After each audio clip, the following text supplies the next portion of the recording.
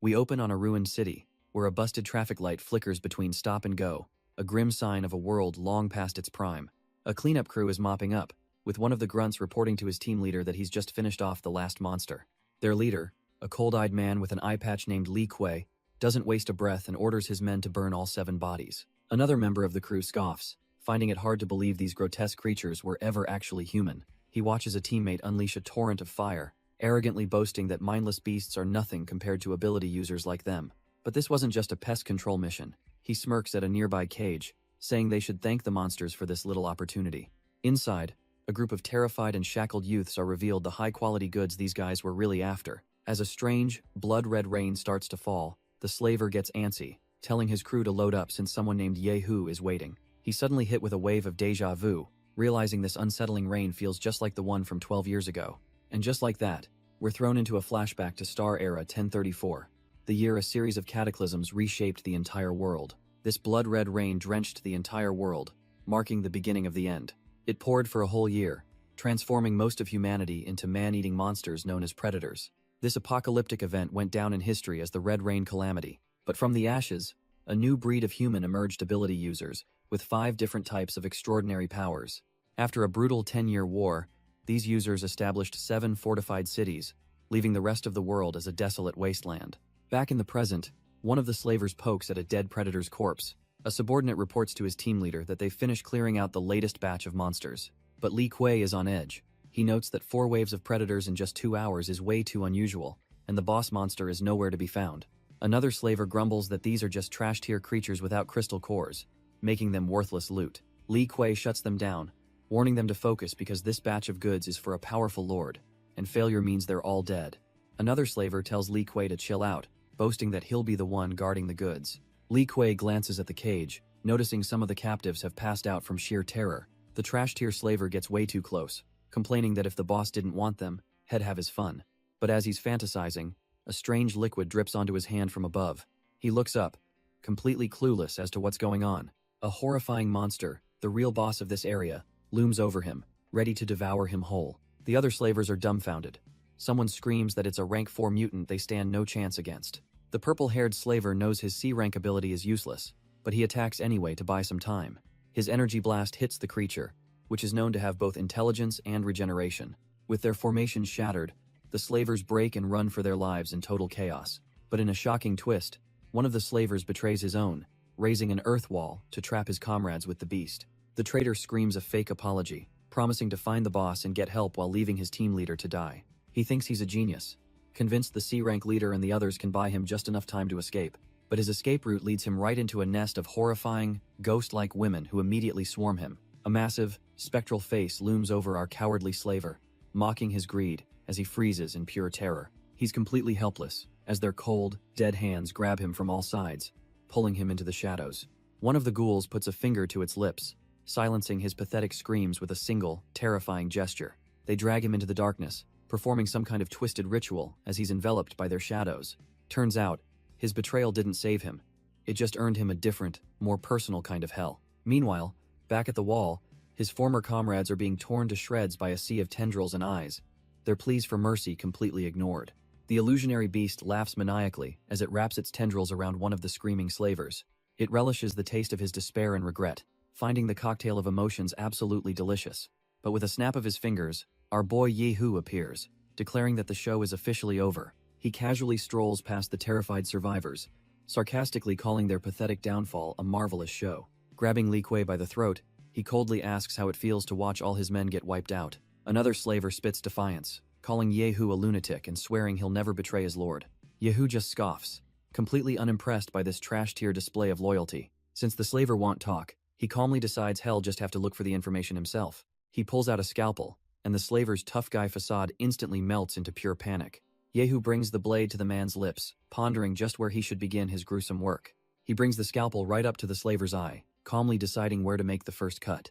After a moment, Yehu decides physical torture is too simple and that this will do the trick. He mockingly offers to flatten the man's bulging forehead as energy needles pierce his skull. The slaver's mind shatters, his face contorting into a mask of pure, unadulterated agony. As the man begs for death, Yehu just tells him to hold still while he sifts through his useless memories.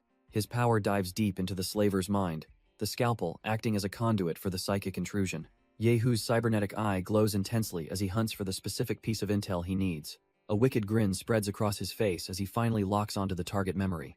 With a final, brutal pull, he activates his memory retrieval and rips the information from the man's very soul. The job is done. He now knows their base is at a crude oil facility in Country R. With the intel secured, the scene cuts to another monster entirely, a man who finds a strange nostalgia in the art of slaughter. We're taken to a rundown apartment building, the kind of place where screams go unheard. Inside, this new psycho, Ji Chuan, is in his workshop, calmly placing a blood-soaked axe back on its rack. He gets to work, the sound of a drill piercing flesh and bone echoing through the room.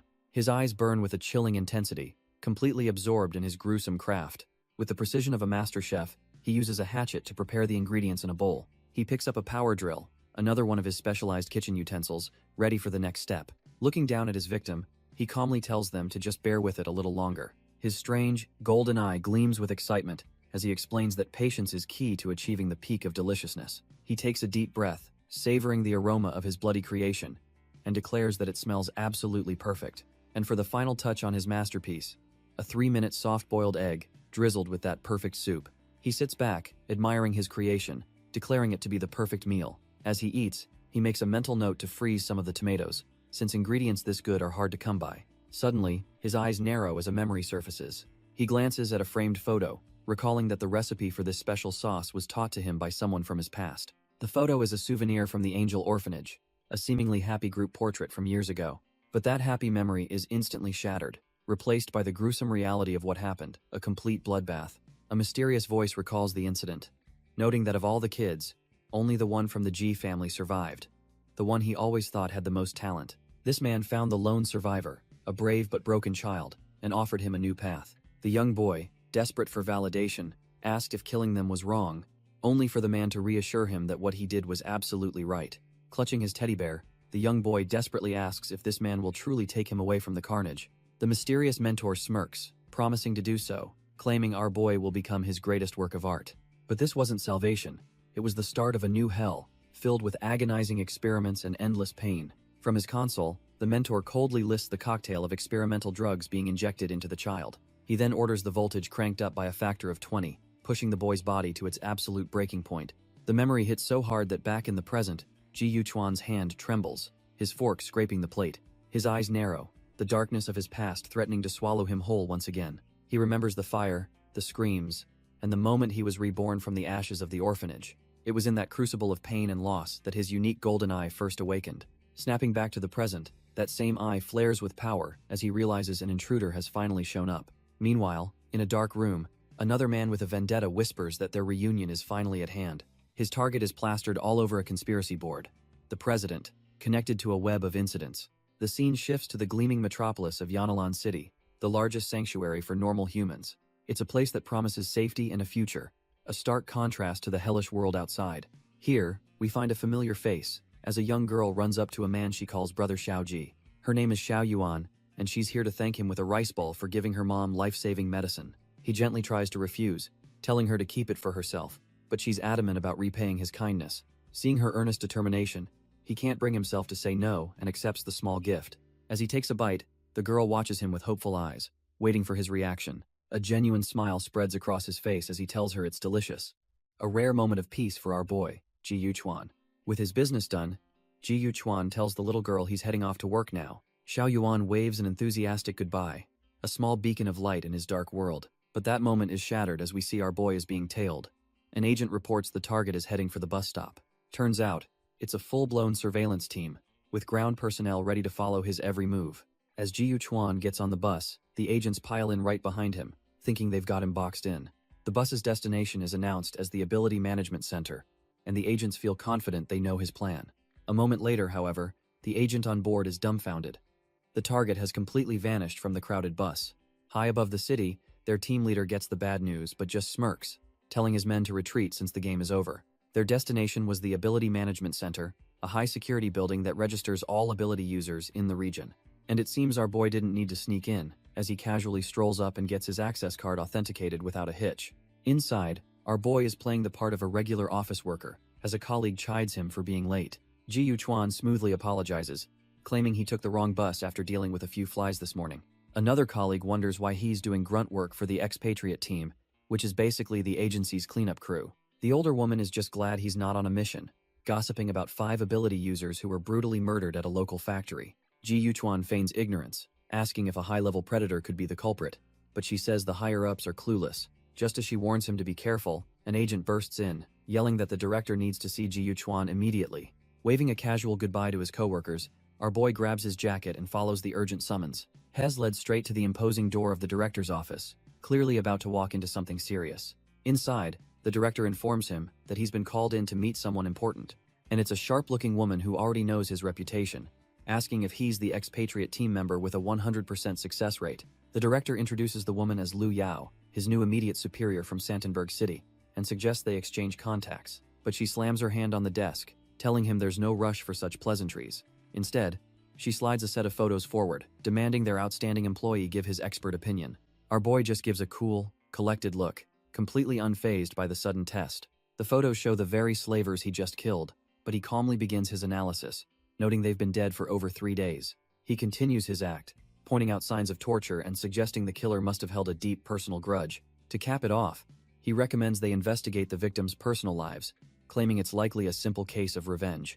Lu Yao, however, isn't buying it for a second, revealing one victim was a cunning C-rank user who always evaded capture. Ji Yuchuan plays dumb, agreeing the killer is a meticulous psycho before eagerly offering to hunt him down if she'll just trust him. She looks him dead in the eye, pointing out it would take a B-ranker to do this, and asks why a simple office worker like him isn't afraid. Without missing a beat, our boy plants his feet, ready to deliver the performance of a lifetime. He declares that his life is forfeit for the Alliance, putting on a grand show of patriotism to throw her off his trail. Lu Yao isn't impressed, coldly stating that a specialized team from the higher-ups is already handling the case. She tells him he's a rare talent, but makes it crystal clear she'll be keeping a very close eye on him from now on. Ji Yuchuan just plays the part of a grateful subordinate, thanking her for the appreciation while knowing he's now a marked man.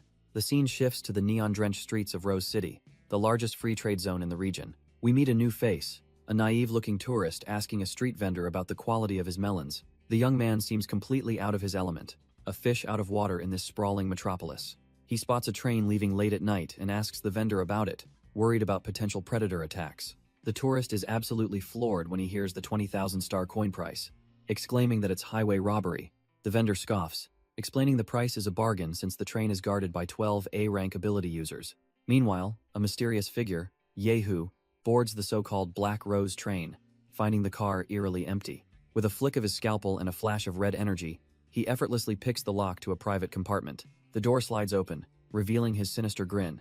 This guy is clearly here for business, not sightseeing. He spots an attendant with a food cart and smoothly asks if the meals are ready yet. The woman turns her back to him, and the entire atmosphere in the train car suddenly feels heavy and wrong. In a horrifying twist, her body begins to contort and break, transforming into something monstrous. With glowing red eyes and razor-sharp claws, the creature lunges, screaming that the meal is indeed ready. But before she can even blink, Yehu has already moved, her head flying clean off her shoulders. He coolly looks up from the corpse, sarcastically asking if this is the standard welcome aboard the Black Rose. A system notification chimes in, confirming the monster's identity has been successfully verified. But even in death, the head gurgles out a message, inviting the honorable guest on behalf of its host. Completely unfazed, our boy simply crushes the talking head under his boot with a sickening squelch. The monster's blood then pools and twists into a swirling crimson gateway, right in the middle of the train car. He steps through into the infamous Black Rose Market, a lavish, hidden dimension where anything can be bought for the right price. This place is shrouded in a powerful mental energy that hides everyone's faces, but for a guy like him, seeing through it is trivial. Taking a seat, he immediately gets to business, pulling up a holographic interface to find what he's looking for.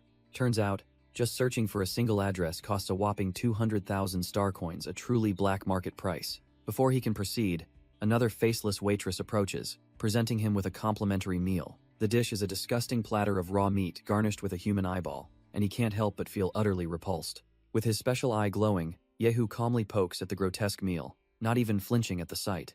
The information he paid for materializes on the plate itself, pointing him towards a shadowless church that's been acting strange. Our boy can't help but smirk at the irony of a so-called church being built on top of a grimy old industrial base. The next day, he arrives at the location, which turns out to be a massive, surprisingly beautiful cathedral. Inside, the place is packed with believers fervently praying for guidance and the erasure of their sins in this chaotic world. These hooded followers are all drinking some strange liquid from bowls as part of their twisted ritual. Suddenly, a figure with a skeletal face appears at the altar, ecstatically announcing that the ceremony has begun. This cult leader then summons his holy children, a line of nuns who walk forward with an unnerving calmness. Turns out, these nuns are all holding daggers, ready to dedicate their very lives to their so-called Lord. As the leader preaches about being humble and pure, his followers drink their concoction, completely lost in the brainwashing. The leader preaches that the ideal sacrifices must be zealous and fervent in their faith. With twisted smiles, the nuns seem completely lost in the moment, ready for what's to come. They genuinely believe that being chosen by their Lord for this ritual is the greatest honor imaginable. As the next step of the ceremony, they begin walking into a glowing pool of water. He commands them to dedicate themselves, promising their Lord will remember their sacrifice. The nuns sink beneath the surface, their creepy, ecstatic smiles plastered on their faces until the very end. Seeing this, the other followers erupt in cheers, screaming that their Lord has finally manifested. The pool begins to bubble and glow, signaling the completion of the twisted sacrifice. The cult leader then announces that the holy virgins have successfully ascended to a painless kingdom. On a massive screen above, the followers watch the miracle, convinced their God is now watching over them. The cult leader roars that their devotion has moved their Lord, pointing to a serene image of a blonde woman. He then presents the Lord's blessing, a liquid that will make them loyal servants, as the nuns behind him cry tears of blood. The other followers, completely brainwashed, hold up their bowls, screaming for the blessing and boasting about sacrificing their own families. They erupt in a frenzy, believing they've finally been acknowledged by their God. A single drop of the crimson blessing falls into one of the bowls. Suddenly, a voice echoes in one follower's mind, telling him it can see the endless darkness in his heart. But the voice offers a twisted chance at redemption, a single hand reaching out from the void. It promises that the Lord is merciful, as ethereal hands gently rest on his shoulders. The illusion deepens, surrounding him with beautiful women who urge him to drink and join them in a world without pain. But our boy isn't buying it, his sharp eyes questioning this so-called new world. He sees the illusion for the beautiful lie it is, and decides it's time for everyone to wake up, shattering the bowl. The illusion shatters, revealing our boy standing amidst the stunned cultists, his golden power flaring to life. The cult leader is dumbfounded, reeling from the sudden and powerful psychic fluctuation. His shock turns to disbelief as he recognizes the face under the hood, wondering how he could still be alive. Ji Yuchuan just smirks, mockingly surprised that the leader still remembers him after 16 long years. But the leader sneers back, saying he could never forget the child that left the deepest impression on him. A flashback reveals why. A young Ji Yuchuan, covered in blood, looking like a literal demon child. Enraged, the cult leader points and commands his followers to punish the blasphemer for desecrating their Lord. The brainwashed followers, completely lost in their fanaticism, charge forward to attack. But Ji Yuchuan is unfazed, his golden eye glowing as he prepares to activate his real power. He unleashes his true power, Dreamweaver, instantly ensnaring the charging cultists in a web of psychic energy. Even the cult leader is impressed, sarcastically complimenting the spectacular performance. But he scoffs, calling his own followers useless trash before unleashing his own terrifying blue energy. The cultists scream in agony as the leader's power courses through them, overriding our boy's control. Turns out, the leader is just a sick puppeteer, forcibly twisting his own men into something monstrous. Ji Yuchuan just smirks, noting that his old mentor still treats people like disposable tools. The leader grins like a madman, calling it a shame that all his other experiments were flawed. He reveals that whether it was the lab rats or these fools, none could compare to his masterpiece. As the followers melt into a grotesque flesh abomination, he declares that Ji Yuchuan was the most perfect tool he ever created. This twisted praise finally gets under our boy's skin, and he grits his teeth, admitting the leader really knows how to piss him off. The followers fully merge into a grotesque, multi-limbed abomination that towers over our boy. But Ji Yuchuan doesn't even flinch, a fresh cut on his cheek as he stares down the beast. The creature's massive hand descends, only to be impaled by countless unseen needles before it can land. Turns out, those were his signature red threads, shredding the monster's flesh with absolute ease. The cult leader just laughs, mockingly asking our boy if he likes his latest creation. He smugly declares that once an enemy makes a move, they're destined to become a corpse. Ji Yuchuan just smirks, his golden eye flaring as he admits this whole situation is kinda interesting. Seeing his power, the leader offers him a chance to return to his side and rectify his mistake. But our boy flatly refuses, saying he has zero interest in becoming a monster, especially not an ugly one. Completely enraged by the rejection, the leader screams for him to meet his end. The leader declares that a disobedient tool has no reason to exist as the flesh abomination is shredded by the red threads. He screams at our boy to just disappear already, his patience completely gone. Another grotesque monster lunges forward, trying to grab Ji Yuchuan as he calmly walks away. But But our boy is too quick, effortlessly flipping through the air to dodge the clumsy attack. With his golden eye flaring, he unleashes a barrage of needle-like projectiles. The cult leader just scoffs, easily erecting a blue energy barrier to block the incoming assault. He smugly advises Ji Yuchuan not to waste his energy on such a meaningless attack. Our boy just gives him a knowing smirk, asking if he's really so sure about that. Turns out, he was never aiming for the leader. The real target was the strange framed woman behind him. The leader watches in horror as his puppet begins to swell and overload with chaotic energy. The cult leader desperately tries to contain the energy, realizing he's been completely outplayed. With a deafening roar, the framed puppet detonates, engulfing the entire area in a massive explosion. A new, calm voice echoes through the chaos, complimenting his most outstanding student. As the smoke clears, our boy is already standing before the true mastermind, having pinpointed his hidden location. Ji Yuchuan just smirks, taunting the man for always preferring to hide in the shadows like a rat. The real villain is revealed, an old man with a cane, whom Ji Yuchuan chillingly addresses as Dean. The burnt and furious cult leader screams at Ji Yuchuan for disrespecting his master and summons his ultimate trump card. A horrifying, multi-headed ghoul materializes, but it seems confused, looking past the cult leader to the Dean. The ghoul completely ignores its summoner's command, grabbing the cult leader as he begs his master for help. But the Dean just watches coldly as his pawn is crushed, remarking that only the weak plead for their lives. With the trash taken out, the Dean smirks, declaring that now they can finally have their little reunion without interruptions. He challenges our boy, eager to see how much his perfect creation has grown since they last met. Ji Yuchuan's golden eye flares with power as he accepts, ready to give his old master exactly what he's asking for. Without a moment's hesitation, he launches himself at the grotesque ghoul, a blur of motion and raw power. He lands a devastating blow right on the monster's chest, the impact echoing through the chamber. But as he lands, Ji Yuchuan is dumbfounded. His psychic abilities had absolutely no effect on the creature. The Dean just chuckles, explaining that this puppet was specifically designed to suppress psychic powers, making brute force a fool's game. Suddenly, golden threads erupt and bind Ji Yuchuan, but our boy just scoffs at the trap, calling it quite an honor. He realizes that while he can't attack the monster directly, he can still use his powers on the environment around it. The Dean's smug expression twists into a scowl, annoyed that his former student is still acting tough instead of begging for mercy. With a roar, he unleashes his power, causing the very ground beneath the monster to erupt in a blast of energy. A massive pillar of psychic force slams into the ghoul from below, sending it reeling back in agony. The monster retaliates with a psychic blast of its own, but Ji Yuchuan just slides back, effortlessly deflecting it with a golden shield. He coughs up blood, and the Dean sneers that the damage feedback is hurting him far more than his precious puppet. Seeing his student weakened, the Dean gives him one last chance to kneel and come back to his side. But our boy just smirks through the blood, thanking him for the offer and reminding him of a certain lesson he once taught. The Dean looks on, confused, as golden threads begin to manifest all around him. He taught him to always lure the prey into a trap, and the Dean's eyes widen in sheer horror as he realizes he's the prey. Ji Yuchuan finishes the lesson, and then crush them in an instant, as the golden threads violently constrict the ghoul. The Dean is dumbfounded, screaming about how the puppet strings should be damaging Ji Yuchuan too, only for our boy to hold up the Dean's severed blue threads. Ji Yuchuan just smirks, asking his old master if his memory is failing, reminding him that he was the one who cut the strings. The Dean's blood runs cold as he realizes our boy used the psychic blast earlier as a distraction to sever the connection. With the trap sprung, the golden threads bite deep, shredding the ghoul as it screams in absolute agony. The monster is completely obliterated in a massive explosion, its very existence wiped from the board. The Dean barely manages to shield himself from the blast, muttering that he was prepared for such a desperate move. But the feedback from his puppet's destruction is too much, and he collapses to his knees, coughing up blood. Even so, the old man forces a grin, praising Ji Yuchuan for becoming an A-class psychic, his masterpiece. Our boy just scoffs at the word, his face a mask of pure, unadulterated contempt. He answers not with words, but by slamming his boot down, pinning his former mentor's face to the floor. Looming over him, Ji Yuchuan declares that after 16 years, it's finally time to settle the score for his parents' deaths. Pinned to the floor, the Dean desperately spills a secret.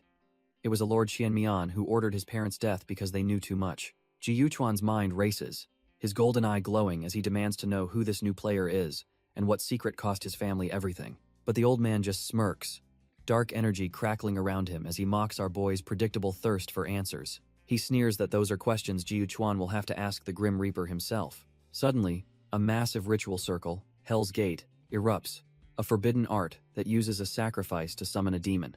From the swirling vortex, a colossal, terrifying dragon of pure shadow emerges, its eyes glowing with malice. The Dean, thinking he has the upper hand, screams at his new pet to kill Ji Yuchuan and end this. But our boy doesn't even flinch, casually stepping aside as if the beast isn't even a threat to him. The dragon looms over its own master, and the dean's face twists in horror as he realizes the contract was for him all along. With a final, blood-curdling scream, the mastermind is devoured, a fitting end for a man who played with monsters. As the dean bleeds out, Ji Yuchuan coldly wishes upon him the same pain his parents suffered. The old man is completely dumbfounded, unable to comprehend how a demon he personally summoned could have betrayed him. Our boy just smirks, his golden eye flaring to life, as he reveals he activated his construction ability the second they met. Turns out, the entire dragon summoning was just an elaborate performance, a psychic prediction of the dean's own fate. Ji Yuchuan offers him a final deal: name the true murderer, and he might just grant him a peaceful end. The dean just coughs up blood, begrudgingly admitting that our boy is far more exceptional than he ever anticipated. But with his last breath, he declares he could never betray his true master, who will surely come to avenge him. Suddenly, a mysterious figure appears from the shadows, wrapping glowing blue threads around the dean's neck to silence him permanently. Ji Yuchuan is stunned as the dean's head is sliced clean off, his plan completely derailed by this newcomer. And to his shock, the killer is none other than the cult leader, wielding the exact same Dreamweaver power. The cult leader wastes no time, unleashing a horrifyingly complex ritual that blankets the entire church in malevolent purple energy. From the depths of the spell, two monstrous, chained hellhounds begin to materialize, snarling with otherworldly rage. The ritual even conjures the ghostly head of the recently deceased dean, a twisted mockery of our boy's failed interrogation. It's a full-blown sacrificial ceremony, with a terrified woman suspended in chains above a pit of skulls, as two massive winged demons stand guard. Ji Yuchuan's psychic senses are screaming at him, every fiber of his being telling him to run from this overwhelming power. Meanwhile, outside, the authorities have cordoned off the area, with a news reporter calling the supernatural event a simple corrosive fog. But running is for cowards.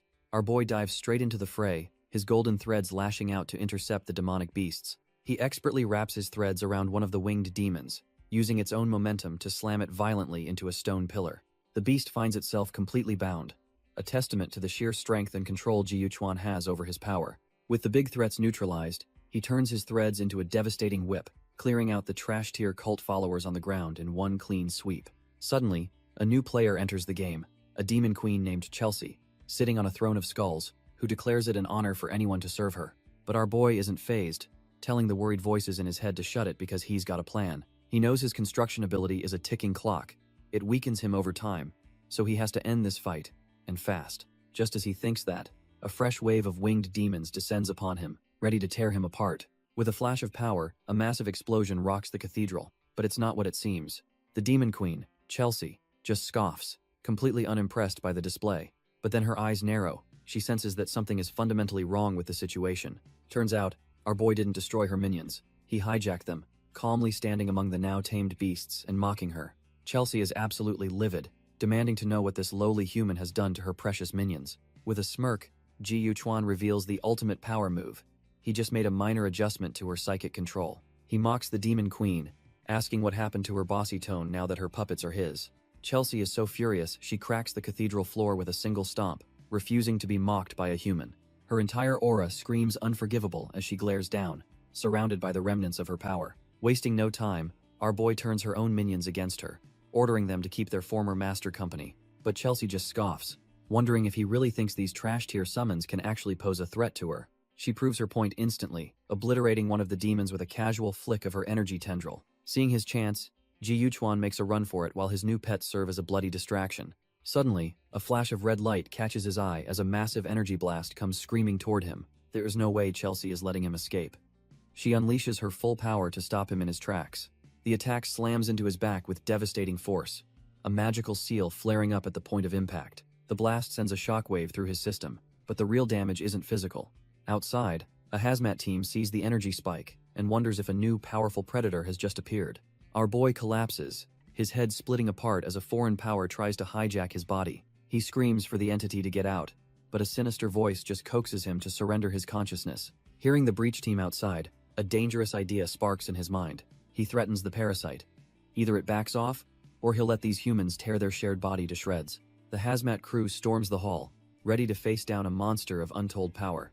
But what they find inside leaves them utterly speechless. The floor is littered with the corpses of demons, a scene of total carnage they can't make sense of. Ji Yuchuan, now back in control, calmly orders the team to secure the area and collect the bodies for research. Meanwhile, in the neon-drenched Santenberg city, a new player enters the game. A mysterious man holds a glowing core, musing that after a long wait, Chelsea has finally shown herself. He smirks, telling his subordinate that a banished demon queen stands no chance and orders her to be eliminated. Elsewhere, our boy Ji Yuchuan finds himself in the ruins on the outskirts of the city. Having cleared out any nearby threats, he decides to hunker down for the night by a fire. He knows he has to be cautious, as the side effects of his construction are about to kick in. As night falls, he settles down inside an abandoned building for some much-needed rest. He finally drifts off to sleep, but a sinister purple energy begins to envelop him. Turns out, even his mind isn't a safe place to hide. The demon queen Chelsea appears in his dream, whispering that he is now her slave, ready to be ensnared. But instead of a demonic dreamscape, Ji Yuchuan is thrown back into a memory, a car ride from a lifetime ago. His father, a workaholic, is on the phone while his mother gently reminds him they promised their son a day off. The man quickly apologizes, promising young Ji Yuchuan they'll do whatever he wants at the amusement park. For a brief moment, our boy is just a kid, beaming with pure, unadulterated joy. But as he and his mother look out the window, a sense of dread begins to creep in. A massive flock of crows suddenly swarms the sky, a terrible omen that his mother can't help but notice. Just then, a sharp pain hits young Ji Yuchuan, and he collapses into his mother's arms, who asks in a panic what's wrong. She alerts her husband that their son is sick, and he turns, suggesting they rush to a hospital, completely oblivious to the danger ahead. In the next instant, a massive truck smashes into their car, shattering glass, metal, and their entire world. All that's left is the flashing red light of an emergency vehicle, a silent testament to the tragedy that just unfolded. Amidst the carnage, firefighters pull a small body from the wreckage, shouting that the child is somehow still alive. As young Ji Yuchuan cries for his lost parents, a mysterious man in a coat watches him from the shadows. But this is all just a memory, a dream that's collapsing as a voice urges our boy to wake up. His entire tragic life flashes before his eyes, from his parents' love to the bloody accident and his forced recruitment. Ji Yuchuan accepts the inevitable, thinking to himself that all dreams, even good ones, must eventually end. The dream shatters, revealing a horned demoness holding him, taunting that she'll destroy his mind as a final mercy. But her attack suddenly fails, as golden threads of power erupt from our boy, shattering her purple energy. With his golden eye blazing, Ji Yuchuan flips the script, coolly informing her that mental invasion is his specialty.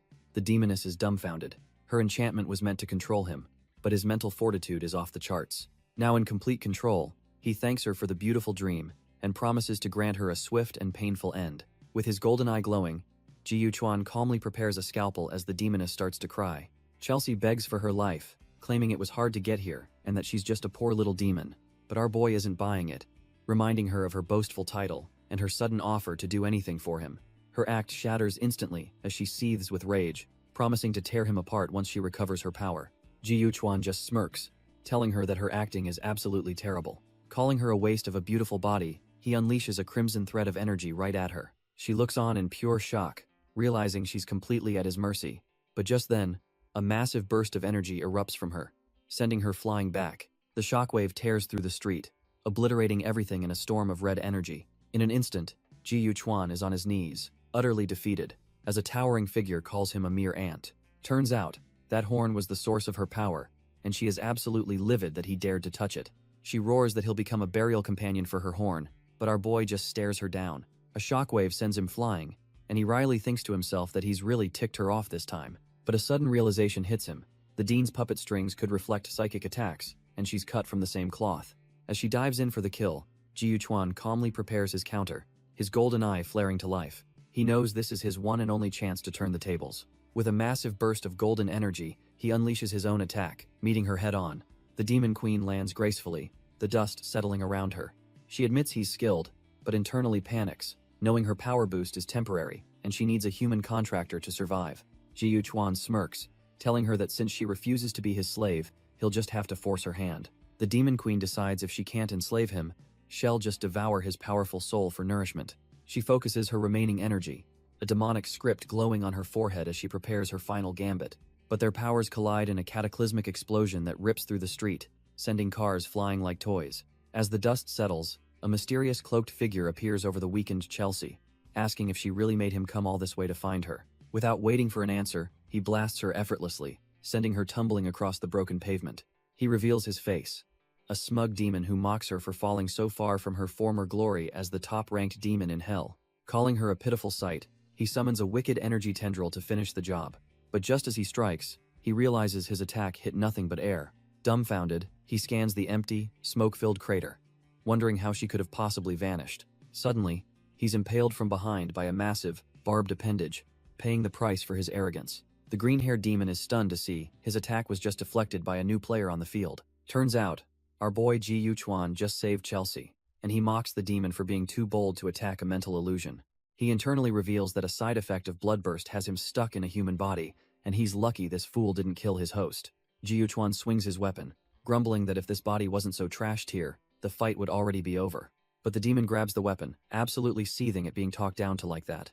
He roars in fury, questioning how an exiled demon like Chelsea dares to look down on him. Powering up with crackling green energy, he lunges forward to end Chelsea once and for all. But his punch is stopped dead in its tracks by a strange golden web of energy. Ji Yuchuan effortlessly redirects the demon's attack, sending him spinning away. The demon is dumbfounded, but suddenly Ji Yuchuan clutches his head, screaming that it feels like it's about to explode. It's an all-out war inside his head, with Ji Yuchuan screaming for Chelsea to get out of his body. The demon sees this internal struggle as the perfect opening, and lunges forward to strike a fatal blow. But his fist is stopped dead by a hand that's suddenly encased in solid ice, much to his shock. A new, arrogant personality surfaces, smirking as he calls the demon trash for failing to win even when he was handicapped. With a crushing grip, he completely overpowers the demon's arm. The demon is left utterly speechless as he's pulled into a bizarre, almost intimate hold. The two personalities then start arguing with each other, each blaming the other for hindering the fight. Their opponent can only stare in disbelief, thinking this whole situation is beyond ridiculous. As the demon attacks again in a rage, Chelsea warns Ji Yuchuan that they must cooperate or they'll both perish. Deep inside their mindscape, it's revealed Chelsea has our boy bound in chains, telling the lowly human to know his place. Ji Yuchuan reluctantly agrees to a truce, deciding to borrow Chelsea's power to deal with the demon first. The green-haired demon is dumbfounded, demanding to know what kind of trick our boy is pulling now. With a wicked grin, Ji Yuchuan decides to see just how good he is at using this borrowed power, summoning a storm of chains. The demon is instantly overwhelmed, his own energy blasts getting utterly shredded by the psychic assault. Lying broken on the ground, he can't believe a mere human could wield Chelsea's power so effortlessly, wondering if their fight was just a ruse. Pushed to the brink, the demon grits his teeth, realizing he has no choice but to use his lord's power. He pulls out a syringe filled with some miraculous, glowing green potion. As he injects the fluid, his eye glows with a terrifying new energy. He roars as the power surges through him, his body transforming into a monstrous, hulking beast. But Ji Yuchuan is completely unfazed, telling the newly buffed demon to go meet his demise all the same. The demon dodges the psychic chains with ease, leaving Ji Yuchuan's attack to smash into the empty ground. In a flash, the powered-up monster is right in his face, ready to strike. Even our boy is taken aback, realizing the demon's speed is on a whole other level now. Before he can even process it, the demon slams him into the concrete with brutal force. The demon gloats over the body, proud that he one-shotted the human with his lord's potion. He figures all that's left is to drag the corpse back as proof of his victory. But as he reaches down, he's suddenly shredded by a flurry of crimson energy threads. The demon is completely dumbfounded, having no idea where that attack came from. Ji Yuchuan rises from the crater, revealing he was just playing dead the whole time. He calmly explains that using Chelsea's power was too taxing, so he switched to his own. The demon gloats, but our boy just smirks, thinking this trash-tier demon fell for the oldest trick in the book. Suddenly, a colossal purple snake of pure demonic energy erupts from Ji Yuchuan, towering over the demon's corpse. The spectral serpent lunges down, its maw wide open to devour the demon's very soul. He grimaces at the disgusting taste but admits it's a necessary evil to restore some of his drained power. But the backlash is immense, and he scoffs at his own body, wondering if this pathetic level of strain is all it can handle. He realizes that human bodies are just too fragile to contain this kind of monstrous power. Just as he's about to collapse, the demon queen Chelsea appears, telling him she's only saving him because she has no other choice. She holds him close, lamenting that if it were up to her, she'd have never gotten involved with such a weak vessel.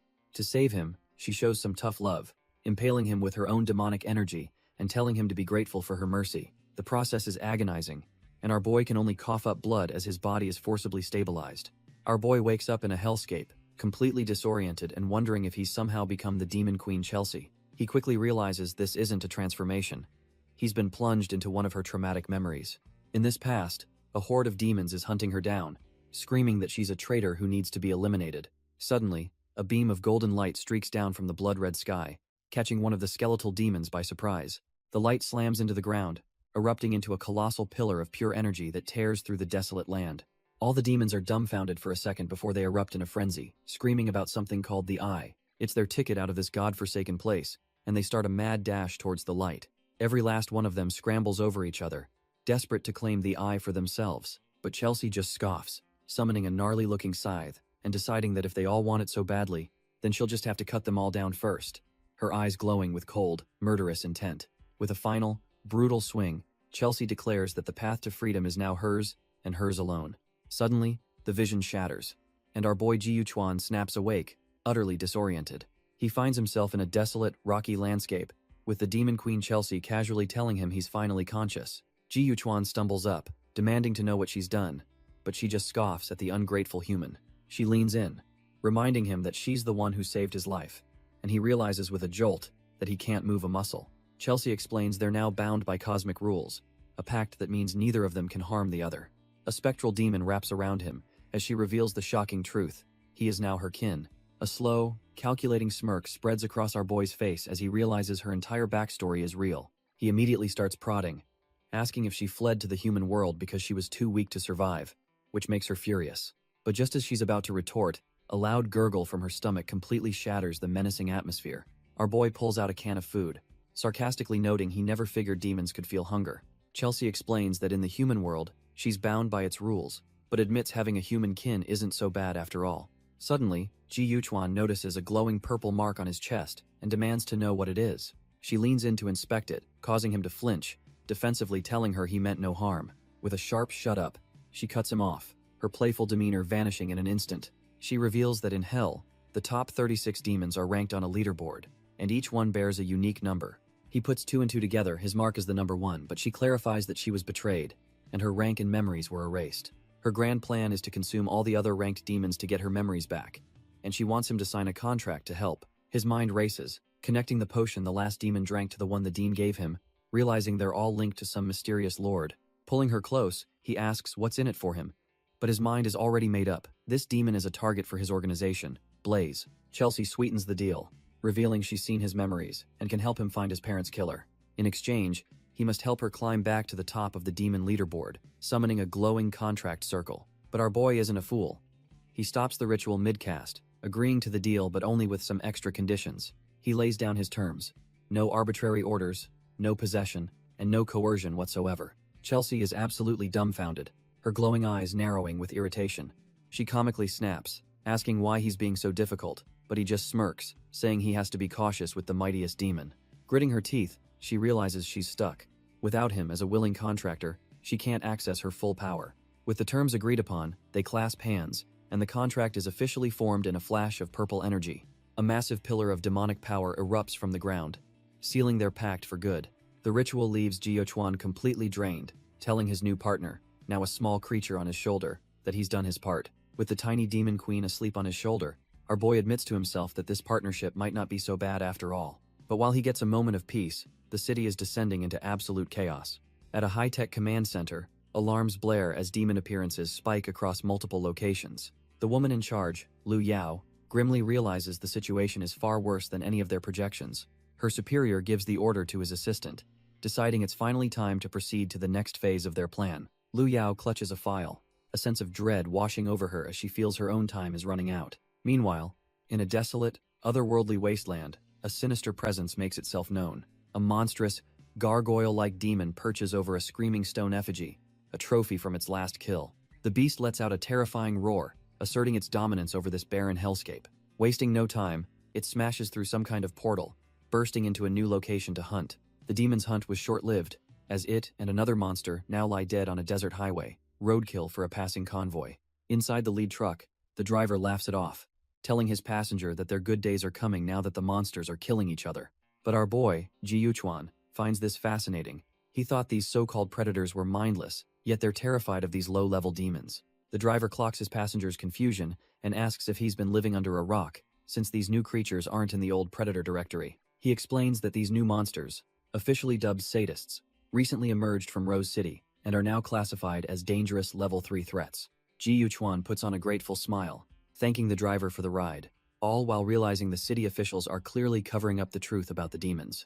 The driver waves it off, confident that their cargo will fetch a high price and that the official safe route they're on is perfectly secure. Famous last words, as a sudden blast of violent energy rips through the side of his truck. The driver is thrown from his seat, his world turning upside down as the vehicle veers wildly out of control. The survivors stumble out of the wreckage, disoriented and panicked, as the truck driver tries to rally his men. Even our boy Ji Yuchuan is caught off guard, not by the attack, but by what's causing it.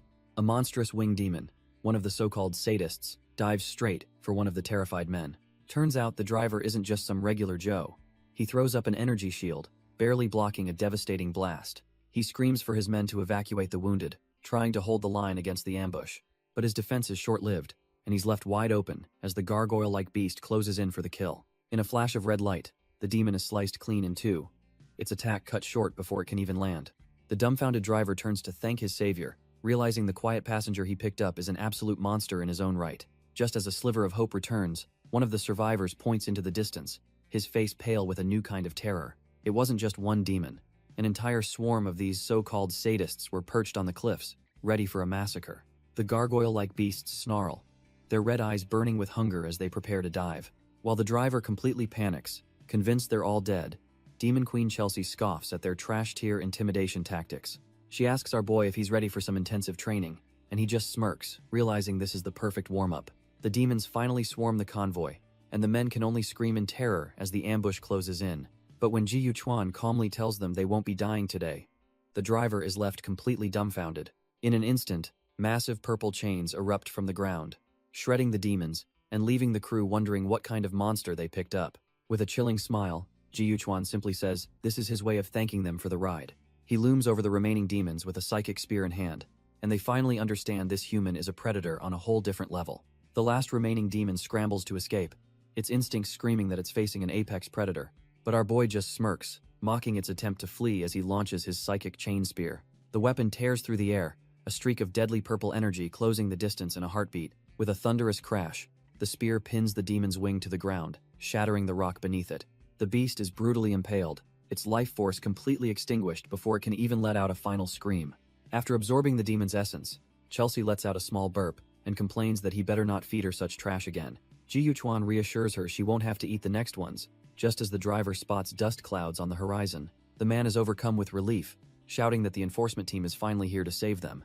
A formidable-looking woman named Lu Yao leads the squad, her sharp gaze locking onto the driver as she asks about their condition. Ji Yuchuan casually throws an arm around the driver, loudly thanking Lu Yao for saving them just in the nick of time. The driver, flustered, quickly agrees, realizing our boy wants him to keep his mouth shut about who the real hero was. Lu Yao smirks, hearing the report that a live sadist has been captured, clearly not buying the act for a second.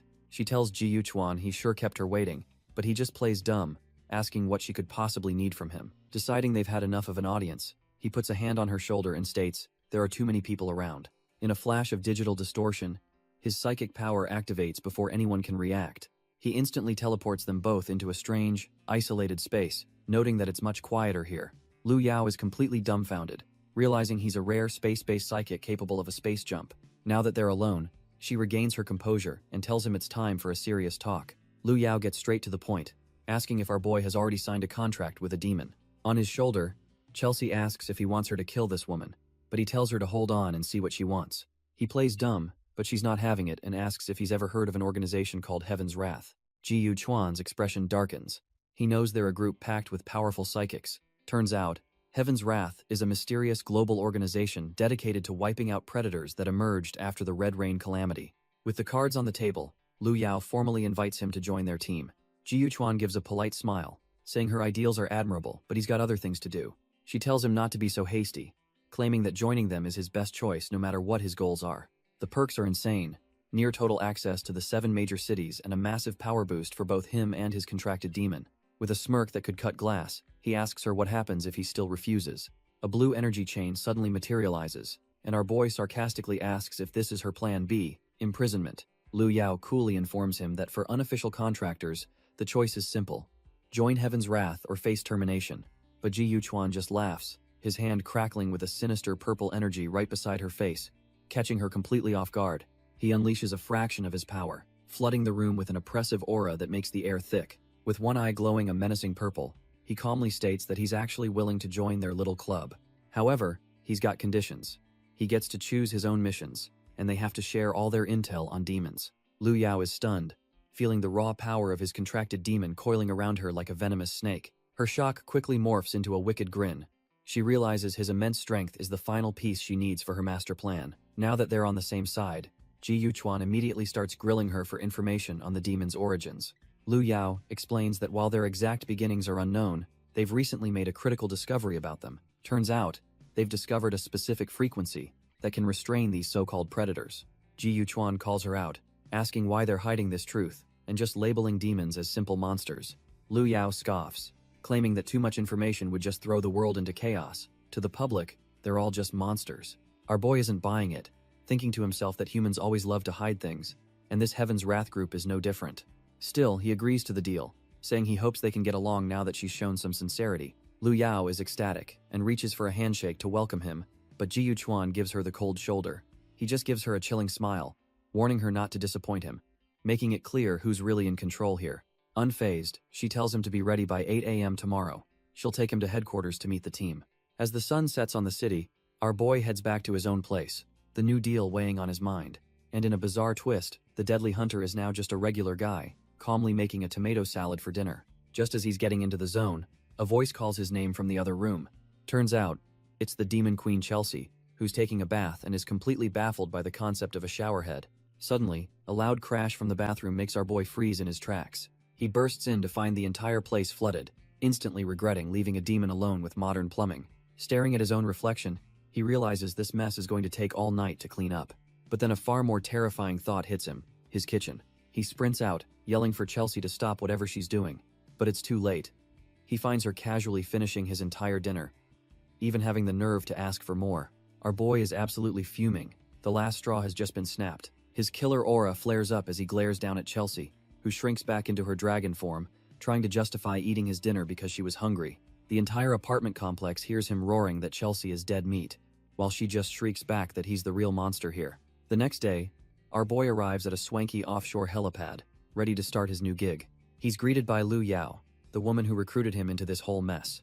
She smirks, asking if he was too excited to sleep, but he just deadpans that his kitchen got infested by a particularly annoying pest. She just plays along, not even questioning his obviously trash-tier excuse. With the pleasantries over, she tells him it's time to go meet the rest of the crew from Heaven's Wrath. Overlooking the futuristic Santenberg city, she explains that their boss must be a real big shot to set up shop here. He questions why their base isn't inside the city, but she reminds him that the place is a fortress.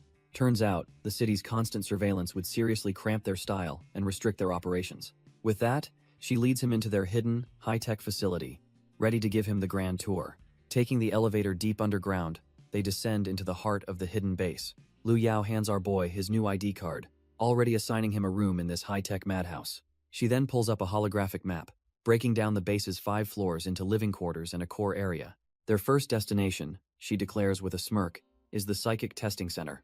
Turns out, every new psychic joining Heaven's Wrath has to be put through the ringer to evaluate their powers. A lab technician greets them, welcoming Lu Yao and acknowledging her hard work in bringing in fresh meat. Ji Yuchuan's eyes flare with a cold light. He's already on high alert, analyzing every corner of this place. He asks if he should just head in, but Lu Yao sweetly suggests he can take his demon if he's feeling unsure. Chelsea, however, isn't buying the act for a second, sensing the woman's blatant hypocrisy. As if on cue, the massive, imposing doors to the testing chamber slide open. Our boy calmly steps into the machine, and the psychic evaluation begins. Suddenly, alarms blare as his eyes glow with immense power, the system flashing critical warnings. A technician screams in disbelief that his psychic index is completely off the charts, exceeding the equipment's capacity. The entire testing apparatus explodes in a shower of sparks, unable to contain his raw power. Lu Yao just smirks, thinking this incredible spiritual fluctuation is exactly what she's been searching for. Ji Yuchuan steps out of the wreckage, putting on an innocent face and apologizing for breaking their fancy machine. He glances at the results, a cold, calculating look in his eyes. The screen confirms it, an S-level mental psychic, but he's a little surprised to see his physique is only ranked B. Lu Yao explains that for a mental type, a B-rank physique is already monstrous, nearly at the level of enhancement specialists. She puts a hand on his shoulder, telling him that with an S-level psychic rating, he can skip the rest of this pointless assessment. With the assessment over, Lu Yao leads him deeper into the facility, towards a massive, glowing containment field. She welcomes him to the real Heaven's Wrath Research Center, standing before a colossal demon floating in a test tube. Our boy just smirks, realizing this is the true reason she brought him here, and she coolly confirms his suspicion. Chelsea, however, is getting a bad feeling, whispering to him that she hopes they aren't about to become test subjects. Lu Yao explains that this research center is an old relic, built to study demons that appeared long before the Red Rain calamity. She then changes the subject, asking him if he's ever thought about the giant tech tree in the heart of Santenberg City.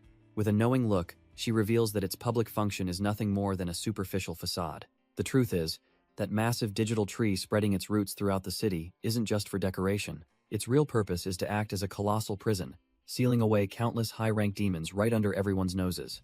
It all clicks into place for Ji Yuchuan. The demonic aura he'd been sensing was leaking from these very prisoners. Lu Yao explains that no one knows why demons first appeared, but their evil energy infected the world, creating both psychics and predators. Our boy puts two and two together, realizing that the power sources for both demons and humans are fundamentally linked. She lays out the grand plan. Beneath the tech tree are seals for 36 ranked demons, and locking them all away will end the calamity for good. With a serious look, she tells him that only a demon can defeat a demon, and the world desperately needs his unique power. But Ji Yuchuan just scoffs, revealing with a cold smile that he couldn't care less about the future of the planet. He's more interested in something personal, asking if his contract with the demon Chelsea was something she orchestrated from the start. Lu Yao simply stares back, her expression unreadable as the accusation hangs heavy in the air. Chelsea freaks out, screaming that Lu Yao is a villain just like the dean. But our boy calmly tells his little demon to shut up. He then reveals he's been onto her for a while, from her connection to Yehu to the agents she had tailing them. Golden threads of his Dreamweaver power snake around her as he mockingly says she's cast a very long line, implying she's caught a predator she can't handle. But Lu Yao just smirks, smugly asking if he enjoyed falling right into her trap. He lashes out with a golden thread, but she dodges the lethal strike in a flash, much to his surprise. Lu Yao thinks to herself that if it weren't for her spatial ability, that single hit would have been the end of her. Realizing his powers are being suppressed, our boy orders Chelsea to possess him, but she stubbornly refuses. Suddenly, a strange energy yanks Chelsea off his shoulder, forcing her to transform against her will. In a burst of light, she's back in her humanoid form, screaming in confusion about what's happening. Ji Yuchuan watches, dumbfounded, as his demon partner is instantly sealed inside a glowing blue pyramid. Lu Yao casually explains this is some new tech they're testing, and it seems to be working perfectly. Unfazed, our boy sarcastically compliments her, admitting her research center isn't entirely useless after all. But before he can finish his thought, vicious black spikes erupt from the floor, aiming to impale him. Our boy dodges the spikes, but a split second later, his whole body freezes up in shock. He tries to move, only to realize he's completely paralyzed, his shadow pinned by some unknown, inky black substance. Lu Yao smugly congratulates her subordinate, who steps out of the shadows holding a weapon made of pure darkness. Turns out, this new player is the one who laid the trap, and she looks like she means business. Lu Yao introduces her as Shana, another one of their top employees with a perfect mission record. She then reveals that Shana's only failure was the human trafficking case run by Yehu. The realization hits Ji Yuchuan like a truck. He remembers seeing her face among the captives he rescued back then. He scoffs, finally understanding that her failure was the entire point. She was the one who exposed him to them. Lu Yao confirms it, explaining that as a shadow demon contractor, Shana could easily hide her presence and fake being unconscious. From the intel she gathered, they became fascinated by his immense mental power, a crucial asset for contracting with demons. But our boy just smirks, asking Lu Yao if she's really so confident standing this close to a psychic powerhouse like him. Suddenly, Lu Yao is dumbfounded, as golden threads of energy begin to materialize all around her. Before she or Shana can react, the threads wrap around her completely, paralyzing her on the spot. Shana wastes no time, manifesting her shadow bow and demanding he release her boss immediately. Ji Yuchuan calmly explains the tables have turned. If they want Lu Yao to live, they'll release Chelsea from her prison. Xiana grits her teeth, caught between her loyalty to her boss and the mission objective. She makes a split-second decision, drawing her bow and letting a volley of shadow arrows fly. The arrows shatter Chelsea's containment unit, but one also slams right into Ji Yuchuan, knocking him back. With her boss freed, Xiana rushes to her side, but the fight is far from over. Ji Yuchuan rises, now surrounded by Chelsea's demonic purple chains, mocking them for thinking their little trap ever stood a chance. But in a shocking twist, Lu Yao apologizes, revealing the whole hostage crisis was just a test of Xiana's abilities that got out of hand. Our boy is completely disgusted by the hypocrisy, thinking to himself that these humans are even more revolting than trash-tier demons. Lu Yao cuts to the chase, offering him a position as the brain for a new team of psychic demon contractors she's assembled. He just smirks, telling her he's not interested in being a babysitter for her little squad. but she knows exactly what he wants, offering him access to the Heaven's Wrath system and free reign to hunt any demon he pleases. Ji Yuchuan realizes this is the perfect opportunity. He can use their resources to fulfill his contract and finally get rid of Chelsea. With his mind made up, he asks for the next step, and Lu Yao assigns him to the Wailing Tower with Xia Na for the next morning. She explains that he'll meet the other 3 members of the team when he gets there. Lu Yao can't hide her satisfaction, thinking her perfect demon squad is finally coming together. The next day dawns on Santanurg City Square, setting the stage for their first mission. Meanwhile, one of Lu Yao's associates, a researcher type, calmly notes that energy fluctuations are perfectly normal. Turns out he's monitoring a colossal pale demon that's just smashed its way out of containment. But before it can even take a step, a small, blue-haired boy devours it whole, letting out a satisfied burp. Elsewhere, under a blood-red moon, a lone road sets a much grittier scene. Here we meet another member, a masked psycho laughing his head off, casually holding a demon's severed head. The final member, however, operates in a completely different world of luxury. He's posted up in a high-rise penthouse with its own private pool. This long-haired pretty boy is just chilling in a bathrobe, sipping on some expensive-looking wine. He seems completely at ease, a world away from the freaks and monsters on his new team. But a sudden flash to a monitor reveals his dark past as a terrified subject of over 1,700 brutal experiments. A researcher coldly tells the young boy to prepare for the second experiment. Turns out, the lab had 2 identical devices, a detail that sticks in our boy's memory. Back in the present, Ji Yuchuan mulls over his mission, trying to connect the dots between different organizations. Suddenly, a demonic hand snatches his wine glass, with a voice teasing him for taking it easy. It's the demon queen Chelsea in her humanoid form, casually sipping his wine while he protests that she's in the men's bath. She just scoffs, saying a demon couldn't care less about pathetic human customs. She leans in close, grabbing his chin and asking if he's flustered because he has some dirty fantasies about her. Our boy is completely caught off guard as she gets right in his face, her eyes glowing with mischief. Her horn begins to radiate a powerful purple energy as she whispers a spell right into his ear. A wave of enchantment magic washes over them, wrapping Ji Yuchuan completely in her demonic power. Chelsea reveals her master plan. By controlling his Dreamweaver, she can invade his mind directly. She commands the seemingly entranced Ji Yuchuan to submit his body to her will. But instead of obeying, a sly smirk creeps across his face as he whispers something back. The Demon Queen is completely dumbfounded, demanding to know what he just said. Turns out the enchantment was a total bust. Our boy has her trapped in his golden threads, telling her he sees right through her schemes. She's absolutely floored, screaming in disbelief that her powerful magic had zero effect on him. Ji Yuchuan just coolly explains that he never, ever underestimates his opponents. Now it's her turn to be trapped, and all she can do is curse him for being a despicable human. His power plunges into her mind, revealing a traumatic memory of a younger Chelsea being forced to become the new Demon King. The vision deepens, showing her standing grimly upon a throne of skulls, a ruler forged in blood and betrayal. His mind dive reveals a horrifying scene where her own demonic subjects turn on her, demanding her blood as a sacrifice. In the memory, a younger, enraged Chelsea screams at them to get lost, betrayed by the very demons she was meant to lead. The psychic backlash hits our boy hard, making him cough as the Demon Queen furiously tells him there are consequences for his intrusion. He's still reeling, realizing he just witnessed her deepest trauma, the truth behind her ascent to the throne. She's had enough, lunging forward with glowing purple claws to deliver what she calls his long-overdue punishment. But her attack just stops, leaving her completely dumbfounded as she finds her wrist caught in an iron grip. Turns out, Ji Yuchuan caught her attack with one hand, his robe falling open as he looks down at the stunned Demon Queen. He gives her a cold, hard stare, a silent message that the games are officially over. Suddenly, we cut to an outside view of the building as someone screams Chelsea's name into the night. The scene then shifts to a massive skyscraper ominously named the Wailing Tower, leaving us to wonder what's coming next. We find our boy Ji Yuchuan with a new pink-haired colleague, annoyed that their client is wasting his time by not teleporting them directly. He explains that spatial transference is incredibly draining, so it was just a cheap intimidation tactic. But before he can finish, a wild-eyed brawler with a bloody weapon appears from nowhere, screaming that humans are useless. Ji Yuchuan dodges the lightning-fast ambush, the attack barely grazing past him as it smashes into the ground. Hess internally stunned, realizing he never even sensed this guy's presence. This new opponent is the real deal. The pink-haired woman quickly intervenes, stopping the brawler she calls Seagrism and telling him Ji Yuchuan is their new partner. Seagrism gets up, sneering with disgust and complaining that our boy absolutely stinks. Ji Yuchuan just smirks, retorting that his power, Bella, doesn't like Seagrism's smell, either as red energy whips around him. Not one to be outdone, Seagrism prepares his own counter, summoning a shield of blue hexagonal energy. The two powers clash in a brilliant explosion, red tendrils smashing against the blue barrier as the fight begins. Just as the fight is about to pop off, a calm voice cuts through the tension, telling Seagrism to stand down. A blonde man with glasses steps forward, chiding Seagrism for being so unwelcoming to their new teammate. Seagrism just scoffs in annoyance, clearly not happy about being told what to do. Before he can argue, green energy tendrils wrap around his leg, and he realizes even Guzera is stopping him.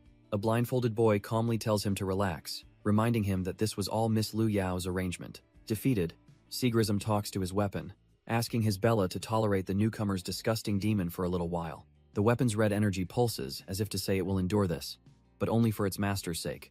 The pink-haired woman, Lu Yao, then pulls up a holographic display, briefing them on a high-priority mission involving a ranked demon. Seagrism immediately storms off, grumbling about just killing anything that gets in their way, with Guzera trailing behind him. The blonde man stays behind, formally introducing himself to Jiyu Chuan as Ba Yin and offering a handshake. Our boy introduces himself, but his little dragon demon, Chelsea, whispers a warning in his mind. This new guy is stronger than him. Chelsea gets instantly excited, practically screaming that she wants Ba Yin's body, forcing Jiyu Chuan to quietly restrain her. With introductions over, Ba Yin leads Jiyu Chuan and Lu Yao toward the mission site, a seriously ominous-looking building. Inside, Seagrism and Guzera are already waiting, and Seagrism can't help but comment on how utterly disgusting the place is. Suddenly, a freaky-looking piranha monster bursts from the green slime, lunging right at them. Guzera doesn't even flinch, seemingly using his power to mess with the creature as it lets out a cackle. But Seagrism isn't waiting around, stepping in front of Guzera and powering up his blade to slice the trash-tier monster in half. He warns Guzera to stay sharp, pointing out that these things can swim through the pools of slime all over the floor. Guzera clutches his coat, asking if his big brother will protect him, and Seagrism just smirks, saying of course he will. His weapon, Bella, flares with power, as Seagrism reaffirms his one true mission, protecting his little brother at all costs. Seagrism roars with manic glee, declaring that his sole duty is to be the ultimate older brother. Guzera watches his brother's display, calmly thinking to himself that Seagrism is as reckless as ever. But he doesn't seem to mind, casually dropping a strange, spoon-like object into the green ooze. As more monsters emerge, he activates his skill, Gluttony, knowing this will only attract more of them the deeper they go. Meanwhile, Ba Yin and Lu Yao finally make their way into the disgusting, slime-covered corridors. Ba Yin suggests they stick together to counter the barrier demon, but Jiyu Chuan's reflection shows his refusal, preferring to go solo. Lu Yao explains this entire 4-star mission is his initiation, leaving Ba Yin stunned that a newbie could handle such a high-difficulty test. But Lu Yao's expression turns grim as she flatly denies that he's just another strong ally. She warns Ba Yin that the newbie is dangerous, as our boy realizes he's been walking in circles this whole time. Jiyu Chuan quickly deduces they're trapped in a ghost wall, a classic illusion meant to disorient intruders. He notes that the endless monsters popping out of the ooze have a strange, mermaid-like appearance. Suddenly, Chelsea's voice cuts through his thoughts, warning him to stay sharp. She senses a massive presence barreling down the corridor right towards them. Our boy instantly reacts, his golden threads lashing out to intercept the incoming threat. But his attack hits nothing, leaving him to wonder if his senses are playing tricks on him. Turns out, the real danger wasn't in front of him, but had snuck up right behind his back. A rank 31 mermaid demon materializes with a grin, making the bizarre demand that he give her a child. Jiyu Chuan is completely dumbfounded, unable to process the sheer absurdity of her request.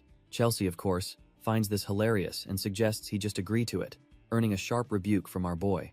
He lunges forward, declaring that having children is something you do with someone you love before striking her down. He glances back with a smirk, telling the beautiful miss to treasure herself. The mermaid demon is completely stunned, having never been addressed with such courtesy before. Her mind short-circuits, mistaking his words for a marriage proposal, and she immediately starts planning their future. But while she's lost in her delusional fantasy, our boy's golden threads pierce right through her without mercy. She dissolves into a pool of water, realizing his attack was just too much for her to handle. As her consciousness fades, she has a fleeting vision of her mother. Her final, agonizing thought isn't of her own death, but the regret of never even asking for his name. Suddenly, the water she left behind begins to churn violently, forming a massive vortex. The vortex explodes with incredible force, shattering the illusionary space around them like glass. When the chaos subsides, Jiyu Chuan calmly steps into the puddle where the demon once stood. Guzera rushes over to a wounded Seagrism, asking if he's okay. But Seagrism just grunts that he's fine, more worried about Guzera's own injuries. Meanwhile, Ba Yin smugly remarks to the pink-haired woman that Seagrism got what he deserved for not following orders. Seagrism ignores the comment and asks what happened to the newbie, with Guzera coldly assuming the waste is probably dead by now. But but the pink-haired woman checks her holographic display, announcing that Ji Yuquan's life signal is, impossibly, still active. Intrigued, she looks up at the wrecked building and decides they should hold back and observe for a little while longer. The scene shifts back inside to the pool, where our boy took down the first demon. Suddenly, a far more powerful-looking mermaid demon bursts from the water, screaming for him not to touch her stuff. She looms over Ji Yuquan's unconscious body, her anger twisting into a creepy obsession as she admits she wants to have his child. She spots the master-servant contract on his chest but couldn't care less about it. In her mind, she can just forge a new contract, one that will bind our boy to her forever. The horned mermaid queen grins with twisted delight, lost in her fantasy of being with our boy forever. But her creepy daydream is cut short when a voice asks her what she just said, leaving her utterly confused. Turns out, Ji Yuquan was never unconscious, and coldly tells her he's not interested in raw food. She looks down in shock to see his hand plunging a sharp object straight into her gut. As she screams in agony, the Ji Yuquan holding her has a completely deadpan expression, totally unfazed. Suddenly, his form dissipates into purple energy, revealing the true demon queen Chelsea in her humanoid form, who smugly asks how her acting was. She stands over the dying mermaid, remarking how she didn't expect this stupid thing to let her guard down so completely. The horned mermaid queen cries diamond tears, wondering why even her own kind would betray her like this. Her body dissolves into the water, leaving behind a single glowing gem as she fades away. We're then shown a glimpse into her core memory, an unconscious man on a beach and a woman kneeling beside him, the very source of her tragic obsession. It turns out the mermaid queen had once saved a human man, nursing his wounds with gentle care. They lived a seemingly idyllic life together, with him painting her as she danced happily in the sun. But that beautiful memory shatters, revealing a monstrous hand bursting from her chest as her past self begs to be saved. The truth is revealed. The man she loved dragged her onto an auction stage, presenting her as a rare delicacy. A frenzy of bids erupts for her flesh, which is rumored to grant eternal life, while her beloved just watches the price climb. In her memory, the man she trusted smirks down at her, calling her a stupid but very valuable thing. Back in the present, her vengeful spirit rises from the depths, declaring that even though he lied, it's fine, because now she'll make him a corpse, so they can be together forever. As her true monstrous form erupts from the water, she has become a colossal, tentacled horror, a true queen of the abyss, holding a glowing green orb of pure rage. Without a moment's hesitation, she unleashes a devastating blast of energy straight at Ji Yuquan and Chelsea. But our boy Ji Yuquan just grins, welcoming a full showdown since it's been a while since he had a real fight. The enraged queen doesn't care, launching another water blast while screaming for him to just die already. He effortlessly leaps over her, smugly telling her that killing him might be a bit difficult. His scythe, crackling with demonic power, clashes with her attack in a massive explosion of energy. She's completely lost it. Her only thought now is to tear him to absolute shreds. But he's way too fast, landing a brutal kick infused with his golden Dreamweaver energy right in her face. He lands gracefully, admitting to himself that if that last attack had connected, he'd be nothing but bone dust. Seeing him stumble, the queen mocks him from above, asking if he's finally scared. Fear is the last thing on his mind. He looks up with a psycho grin, revealing he's actually thrillingly excited. With a burst of speed, he dashes across the wall, weaving his golden threads to set up his next attack. His golden threads slice through the water, cornering the enraged queen who thought she could escape. She tries to reform, but the threads are relentless, shredding her watery form to bits. Our boy watches her materialize, noting that her ability to move through water is actually a fatal flaw. With a cold smirk, he thinks to himself that she's just delivered herself right into his hands. He grabs one of her tentacles, plunging his hand deep into its flesh as green blood splatters. The moment he makes contact, he whispers that he's got her, springing the real trap. Suddenly, the purple chains of the demon queen erupt from his body, wrapping around the mermaid queen. She's completely bound and dumbfounded, her face hidden in shadow as she realizes her mistake. Ji Yuquan just stands there, unimpressed, as a strange green energy begins to emanate from her. In a final, desperate move, she unleashes a massive vortex of water.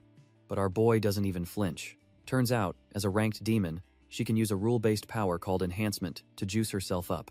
The sheer force of her transformation sends our boy flying, but he refuses to let go. She blasts him with a concentrated beam of energy, slamming him into the ground below. But even while coughing up blood, Ji Yuquan just smirks, his golden eye analyzing her new speed. The mermaid queen's body then completely dissolves, melting into the surrounding water. She activates her 100 refinements illusion technique, turning the entire area into a watery prison filled with her eyes.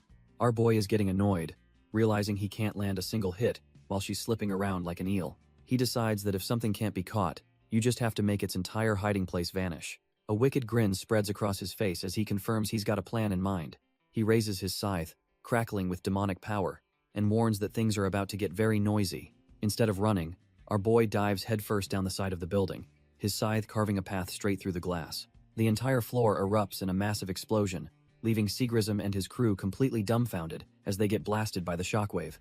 Turns out, Ji Yuchuan targeted the main water tank, shattering the very foundation of the Mermaid Queen's watery domain. With the illusion destabilized, he unleashes his Dreamweaver ability, weaving golden threads of pure heat throughout the area. His plan is simple and brutal. If she wants to hide in the water, he'll just evaporate every last drop. The Mermaid Queen is forcibly materialized, screaming in agony as the water around her begins to boil. Seeing his chance, Ji Yuchuan calls on Chelsea's power, summoning a deadly purple spear to finish the job. The spear slams directly into the queen's chest, impaling her before she even has time to react. She stares down at the fatal wound, tears of water streaming from her eyes as the pain overwhelms her. But as she dies, a vision of her past self appears before Ji Yuchuan, and Hez, horrified, realizing he can't accept this tragic end. The vision shows her true self trapped inside the monster, desperately pleading for someone to save her. Ji Yuchuan is thrown into her memories, back to a grimy auction where she was sold as the final prize. The crowd goes insane, bidding billions for a taste of her flesh, rumored to grant eternal life. But amidst the greedy mob, one young man calmly declares that he will be the one to buy her. He later finds her in a beautiful garden, telling her he knows how she feels even if she can't speak. With a gentle smile, he asks if it's true that she likes him. The poor girl is completely flustered, unable to find the words to respond. He gently takes her hand, a simple touch that bridges the gap between them. In that moment, she feels a connection she's never known before. Blushing, she finally tries to say his name, utterly captivated by the man who saved her. Her lover simply says he likes her, a confession that changes her entire world. Overwhelmed with joy, she pulls him into a tight embrace, finally feeling true happiness. But that beautiful memory shatters, replaced by a gnawing, insatiable hunger in the dark. Her eyes turn monstrous as she realizes in horror what she's done to the man she loved most. The sheer agony of her sin causes her to break down completely, her mind and body twisting in despair. She decides that perhaps death is the only escape, the only penance for her crime. With that thought, she seals her own monstrous form in a prison of ice, choosing oblivion over memory. Back in the present, Ji Yuchuan understands everything. She buried the pain so deep it became her core. With the truth revealed, the purple chains of his psychic power begin to manifest around the icy prison. A colossal energy dragon emerges, as Chelsea declares it's finally time to devour this broken empress. But just as Chelsea is about to devour her prey, golden threads of energy wrap around her, forcing her to stop. A furious Chelsea demands to know why Ji Yuchuan is suddenly getting in her way. Our boy calmly explains that picking a fight with the Heaven's Wrath organization over a low-ranked demon just isn't worth it. She reluctantly pulls back, her massive energy form coiling with absolute frustration. Chelsea gets right in his face, questioning if he's really trying to order her around, but he insists he's just thinking long-term. Hez sweating bullets though, knowing that while their contract prevents her from killing him, he's in no shape to take another beating. Suddenly, a whip of her energy snaps past his face, a clear and terrifying warning shot. After a tense moment, she seems to sense his sincerity, admitting that he doesn't smell like a liar. Reverting to her smaller form, she warns him not to test her patience again as he catches her. With the crisis finally averted, Ji Yuchuan looks out over the city, letting out a sigh of relief. But while our boy deals with his own problems, absolute chaos has erupted elsewhere in Dorn City. A lone hooded messenger frantically tries to escape the carnage, clutching a device. Before he can get far, a horrifying pale monster lunges from the shadows, its massive tongue lashing out. It's an instant kill, a brutal end for the poor soul. As his body hits the pavement, the device in his hand continues to beep, sending out one last desperate signal. The transmission is a dire warning. Dorn City has fallen and is in urgent need of rescue. Elsewhere, a team of hunters receives the signal, their building shrouded in an ominous calm. A pink-haired agent confirms the emergency, stating that their leader, Miss Lu Yao, needs them there immediately. On the rooftop, her teammates are already waiting. Bayan complains that the newbie still hasn't arrived, calling him trash if he's this weak. Suddenly, a massive sphere of energy slams into their building, and Sigrism can only stare, dumbfounded by the explosive entrance. Turns out, that explosive entrance was the newbie, and this whole scene is a flashback to his first day. Emerging from the smoke of a past battle, a younger Ji Yuchuan looks utterly drained. He asks his new team why they aren't fighting demons, clearly confused by the mission's objective. Guzera complains that their intel must be trash, as this demon isn't even ranked, but Lu Yao calmly says he's wrong. She activates a holographic cube, ready to show them the real situation. The projection reveals a massive, writhing tentacle monster being contained within a digital prison. She confirms the mission's success. The 31st ranked demon has officially been captured. With the job done, a hand is extended to our boy, formally welcoming him to the demon squad. But Ji Chuan isn't here for pleasantries. He immediately identifies the man as Ba Yin, the barrier demon contractor. Ba Yin is completely dumbfounded, wondering how this rookie already knows his name and specialty. Having dealt with Ba Yin, our boy's attention is drawn to the other two members, Seagrism and Guzera. Seagrism, a punk with a massive blade, is immediately hostile, saying he hates strangers using his name and seems to be sizing up the guy who took down a ranked demon solo. Without another word, he ignites his blade with fiery energy, roaring for a fight to test the rookie's mettle. He lunges forward, his weapon a blur of motion aimed straight for our boy. But before the blade can connect, a psychic spear erupts from the ground, stopping the attack cold and leaving everyone stunned. Lu Yao steps in, her face stern, telling Seagrism he can pick fights later. Their top priority is supporting Dorn City. The hot-headed brawler just clicks his tongue in annoyance, clearly not happy about being shut down. He relents for now, telling Ji Chuan they'll settle this after the mission, while Guzera quietly urges him to get moving. As they prepare to leave, Chelsea pops up on our boy's shoulder, warning him that this Seagrism guy is no joke. Ji Chuan just smirks, thinking to himself that the truly strong ones on this team probably haven't even shown their true colors yet. With the team assembled, they head out in a massive armored truck, protected by a strange hexagonal energy shield. Inside, Lu Yao confirms to command that they're on their way, while our boy Ji Chuan sits quietly, observing his new colleagues. Chelsea pops up on his shoulder, hissing that this guy looks pretty tasty, no doubt sensing the chaotic energy swirling around him. The long-haired dude, Ba Yin, explains their stealth is thanks to a barrier demon, but keeping it active is a huge drain on mental power. Chelsea then pipes up, asking Ji Chuan if he knows what kind of people actually make contracts with demons. She reveals there are only two types: straight-up villains, or people hiding a hell of a lot of secrets. She then gestures to the two sleeping powerhouses in the back, Seagrism and Guzera, asking our boy to guess which category they fall into. Ji Chuan just smiles and asks Chelsea what she thinks of him, and she bluntly calls him a disgusting guy who's full of secrets. His playful demeanor vanishes as his thoughts turn to their destination, his eyes hardening with focus. Turns out Dorn City isn't just a city. It's a chaotic prison metropolis where criminals are sent to atone, and it's already under siege. On the ground, a team reports to their captain, Lu Yao, that the fog around Dorn City is a super concentrated version of a previous incident, and their shields are failing. She gets the grim update. They've completely lost contact with the first two teams, and the third is about to go dark, suggesting something is hunting inside the mist. Trying to keep it together, Lu Yao orders her assistant to keep an eye on the last signal and push the lab for answers, fast. With all their conventional options exhausted, she knows all they can do now is wait for the demon squad to arrive. Meanwhile, inside the city, the streets are a blood-soaked nightmare, hinting at the carnage that's already unfolded. The wet, sickening sound of chewing echoes through a dark alley. We see the source. A monstrous creature made of stitched, together parts is feasting on a pile of gore. A mysterious figure stands over the abomination, casually asking if the snacks are still to its liking. The stitched-up thing pauses its meal, its bloodied, fanged mouth twisting. It looks up with its dead eyes and gurgles out that its meal is absolutely delicious. The mysterious master tells his creation he's just watching, but the monster growls back that it's in the middle of eating. The shadowy figure, a demonic-looking man holding a strange book, remarks that it's been 3 days, and his minions have nearly wiped the city clean.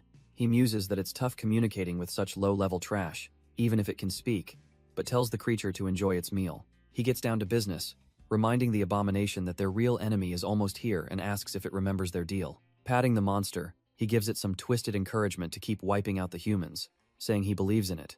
With a final command not to disappoint him, he leaves the stitched monster behind, gifting it a pair of glowing blue energy blades. The scene shifts to a temporary military base for the Heaven's Wrath operation, set up just outside the doomed Dorn City. Inside, Lu Yao briefs her team, explaining how the city was hit by monsters and a mysterious fog 3 days ago, with all recon teams going dark.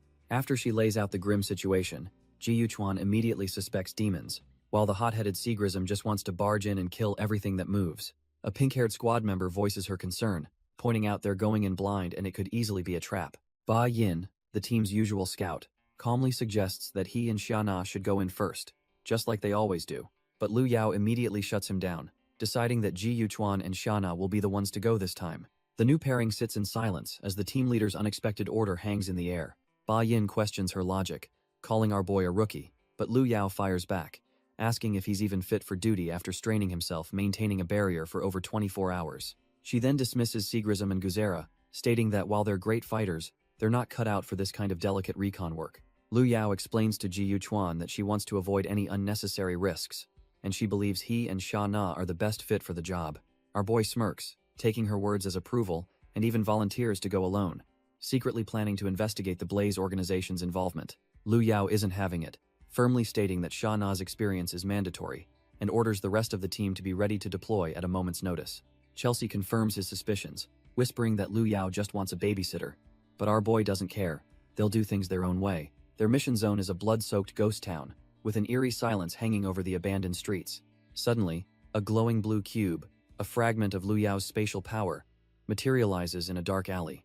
The cube shatters into digital fragments, and from within, Ji Yuchuan and Xia Na step into the heart of the city. He's impressed that Lu Yao can package her abilities like this for others to use, but his train of thought is cut short by a sudden sense of dread. Both of them look up to see a demonic silhouette circling ominously in the night sky. The creature isn't just flying. It's casually dropping human bodies from its claws like they're nothing but garbage. It's a full-blown feeding operation, with winged demons airdropping corpses to a ravenous pack of pale monsters on the ground. Shana is dumbfounded by this twisted food chain, and our boy realizes this situation is far more complicated than they ever imagined. Before they can even process the horror, one of the winged gargoyles breaks from the pack and dives straight for Xia Na. But our boy Ji Yuchuan is faster, shouting a warning as he throws up a golden web of psychic energy to block the attack. Xia Na, unfazed, readies her shadow bow and tells him to drop the barrier in 2 seconds, already having a plan. He trusts her completely, dropping the shield just as she leaps over him and fires a devastating shadow projectile. The attack slams into the demon with brutal force, pinning the screeching creature to the pavement. It lets out a final, agonizing shriek as her shadow magic begins to tear it apart from the inside out. The monster dissolves into a puddle of black sludge, and for a second, they think they're in the clear. Suddenly, Xia Na's instincts scream danger. She whips her bow around, demanding to know who's hiding in the shadows. A grizzled man with white braided hair steps out, his eyes sizing them up, intrigued by their special abilities. Xia Na keeps her shadow bow aimed squarely at the man, demanding to know who he is and where they came from. Our boy recalls his briefing with Lu Yao, who told him to use the Santenberg Alliance as a cover story, as he never expected to find actual survivors.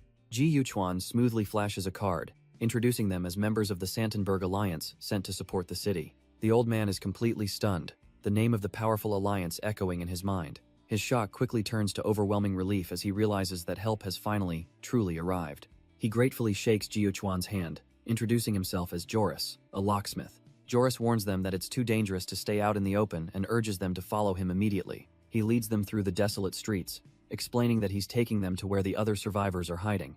Xia Na eyes Ji Yuchuan suspiciously, but he just gives a sly grin, reminding her that their orders were to follow any mouse they found.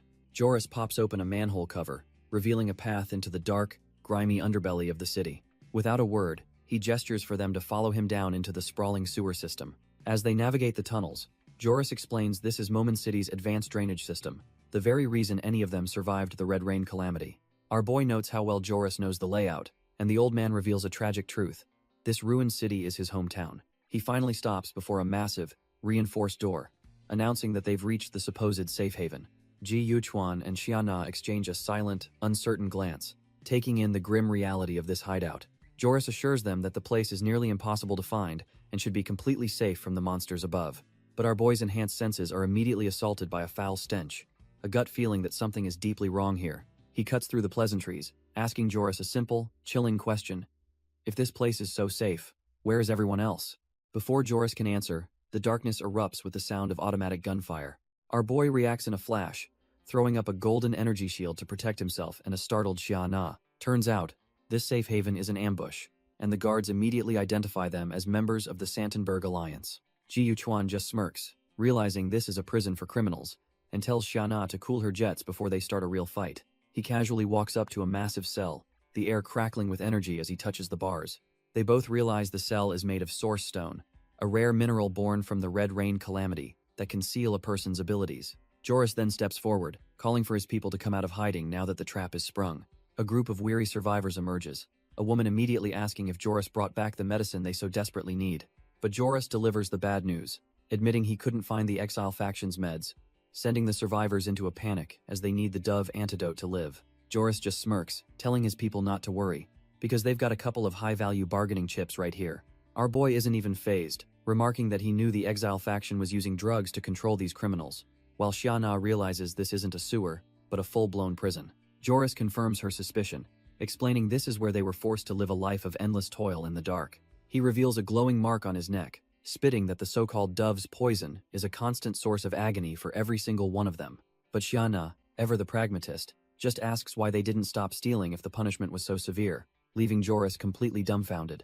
Ji Yuchuan, however, cuts through the sob story, pointing out that the equal length of Joris's fingers is a dead giveaway of years of training as a professional thief. Joris explodes in anger, screaming that people like them could never understand their pain, but another survivor quickly tells him to calm down. She then lays out their demands. Get them supplies and meds by tonight, or their 2 bargaining chips are as good as dead. Xiana scoffs, revealing she'd love to call for backup, but the entire city is shrouded in a signal-blocking fog, making contact impossible. The survivors are getting impatient, but Xiana just sighs, annoyed that they jumped to conclusions without understanding who they were dealing with. Turns out, our boy was just stalling for time, asking if her shadow demon was finally ready to make its move. Suddenly, Joris is frozen in place, realizing in sheer terror that the source stone meant to suppress their powers has completely failed. In an instant, Xiana's shadows erupt, easily capturing all 26 survivors in the open and another 14 who were hiding in the dark. Ji Yuchuan smirks, announcing it's time to open this cage, as Chelsea scoffs at the pathetic attempt to seal demonic powers with a simple stone.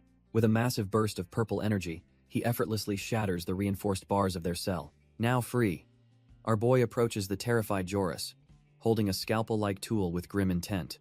Joris can only watch in horror as the gleaming blade gets closer, knowing his little rebellion is over. With his golden eye glowing ominously, Ji Yuchuan declares it's time to peel back the lies and see what really happened in this city. Ji Yuchuan's power plunges us into a memory. The dark, oppressive underground mines of Dorn City. A miner named George whispers to his friend, noticing that their numbers have been dwindling lately. But their quiet chat is cut short by the crack of a whip from a trash-tier supervisor. The supervisor, Brian, screams at them for daring to talk on the job, doubling their workload as punishment. George, not one to take it lying down, accuses Brian of abusing his power for some personal grudge. Big mistake, Brian delivers a brutal kick to George's stomach, sending him flying. He then turns on the rest of the miners, calling them a bunch of pigs who need to get back to work. Brian sneers that if it weren't for the exile faction's kindness, these criminals would be rotting in the wasteland. He scoffs at their audacity, calling them a bunch of ungrateful backstabbers for even questioning him. The memory ends with Brian whispering to a colleague, clearly plotting something far more sinister. And we see exactly what Brian was plotting as a sadistic grin spreads across his face. He cackles, telling the miners it's their lucky day they get to dine with some esteemed guests. Their glowing cuffs activate, forcing the prisoners to behave as they're led away. The group is marched out of the dark caves and into the unknown. Turns out, this whole operation is happening at the Dorn City mining facility.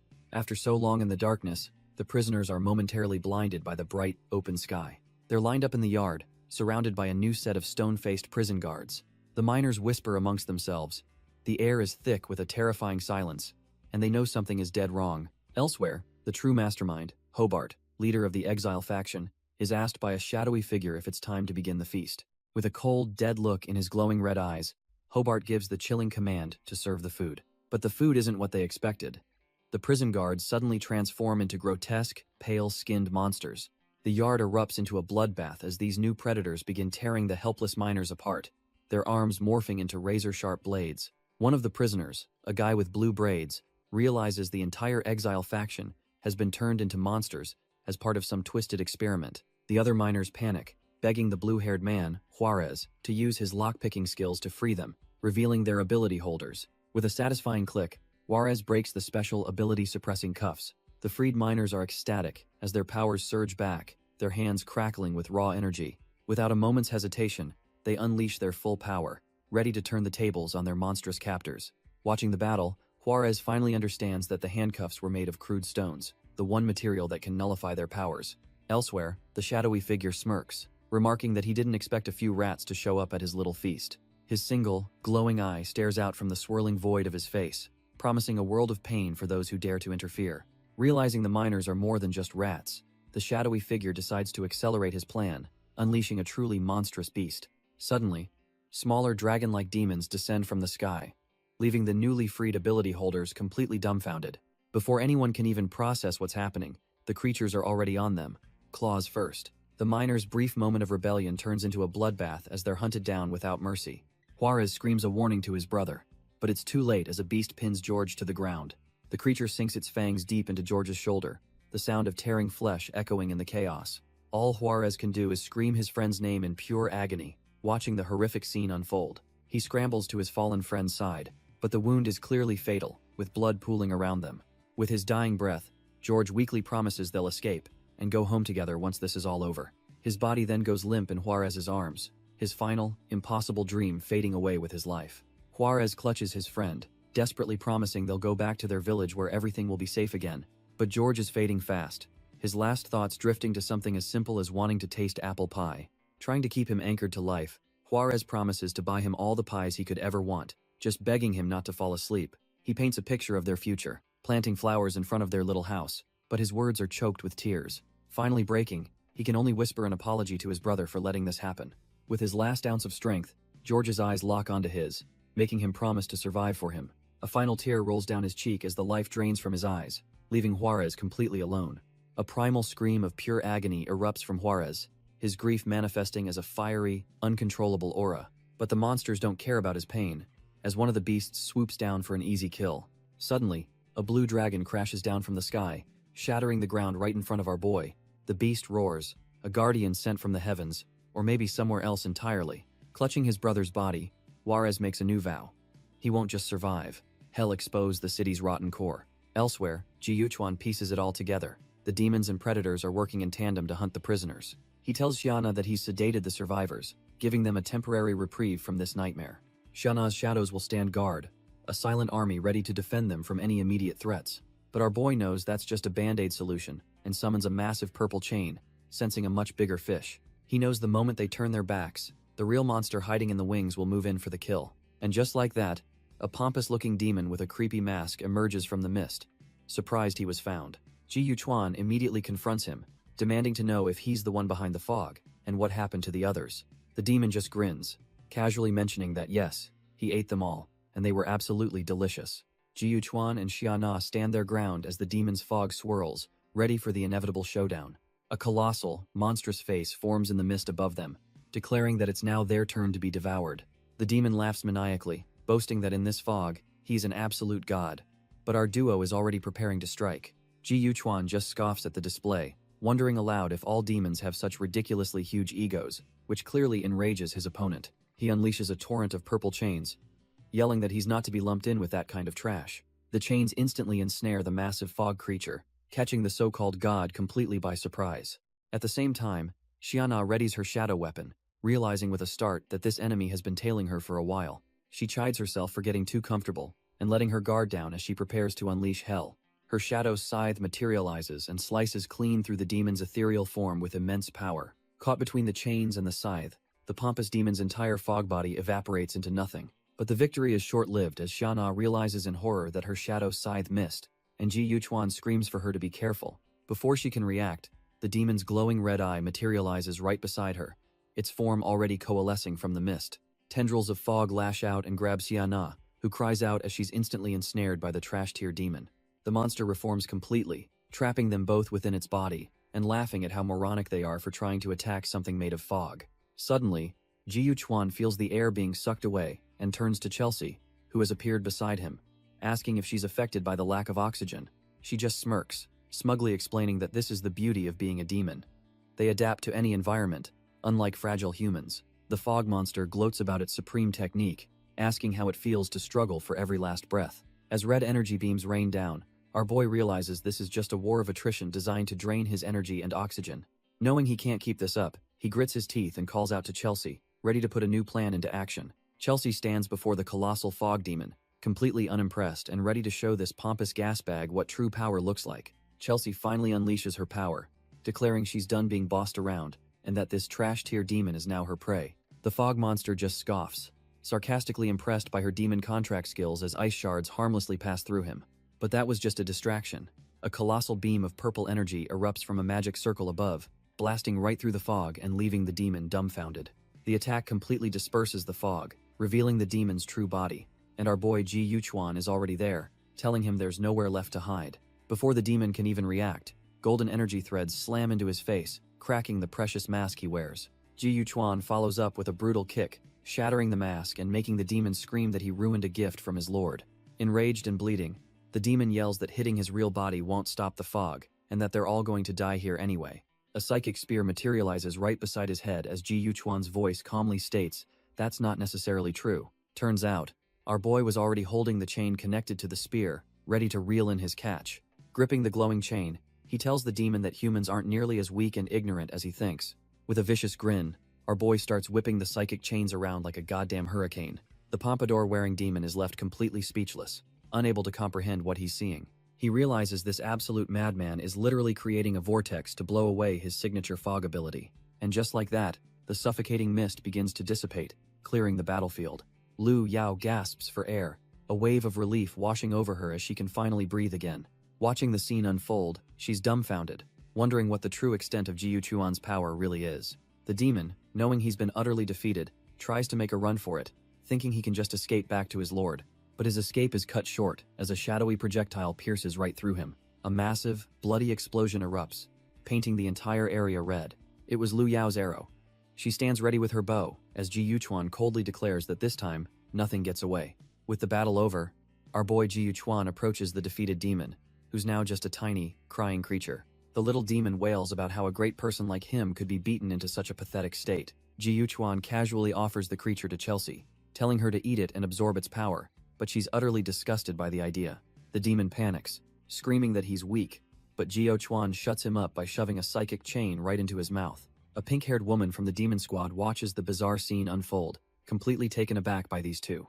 She finally asks Jiyu Chuan about Chelsea, noting that his contracted demon can also take a human form, but he just shrugs it off. Suddenly, the woman receives an urgent star message, her expression turning serious. Jiyu Chuan's mind races.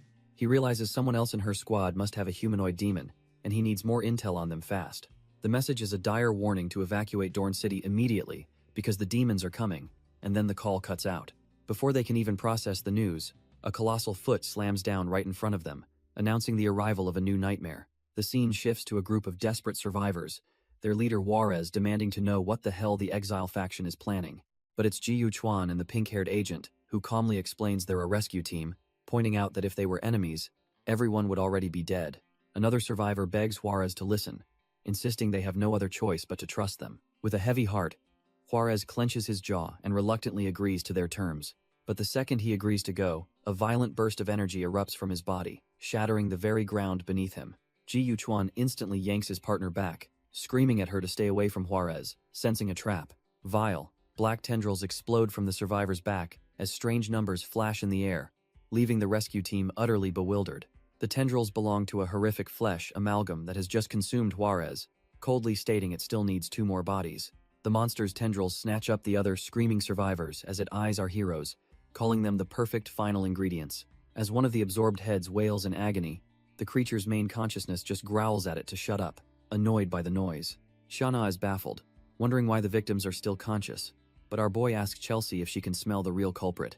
Turns out the scent of that trash-tier fog demon is everywhere, making it impossible to pinpoint the true enemy. With no other choice, Jiyu Chuan makes a split-second decision and lunges forward, leaving his partner dumbfounded. The flesh amalgam thinks he's the target and sends its disgusting tendrils lashing out to intercept him. But our boy is on another level, his golden eye flaring as he effortlessly shreds the monster's limbs. He lands a devastating blow, but it's not on the monster, it's on himself, a move that makes 0 sense. He summons a glowing purple chain, channeling the power of the demon queen Chelsea. Without a moment's hesitation, he plunges the demonic chain straight into his own chest. He screams in agony as the power surges through him, the pain almost unbearable. Xiana can only watch in horror, screaming at him for going rogue with such an insane, self-destructive plan. As the purple energy courses through him, Xiana has a horrifying realization this creature isn't a demon at all. The chain, meant to absorb demonic power, is just causing the flesh amalgam immense pain, confirming her suspicions. Suddenly, the terrifying monster breaks down, crying and wailing for its mommy like a lost child. Jiyu Chuan just smirks through the pain, explaining to the dumbfounded Xiana that this isn't a demon, it's a predator. Meanwhile, outside the city, the situation has escalated dramatically. The rest of the team stumbles upon a gruesome scene where recently turned predator guards have been annihilated.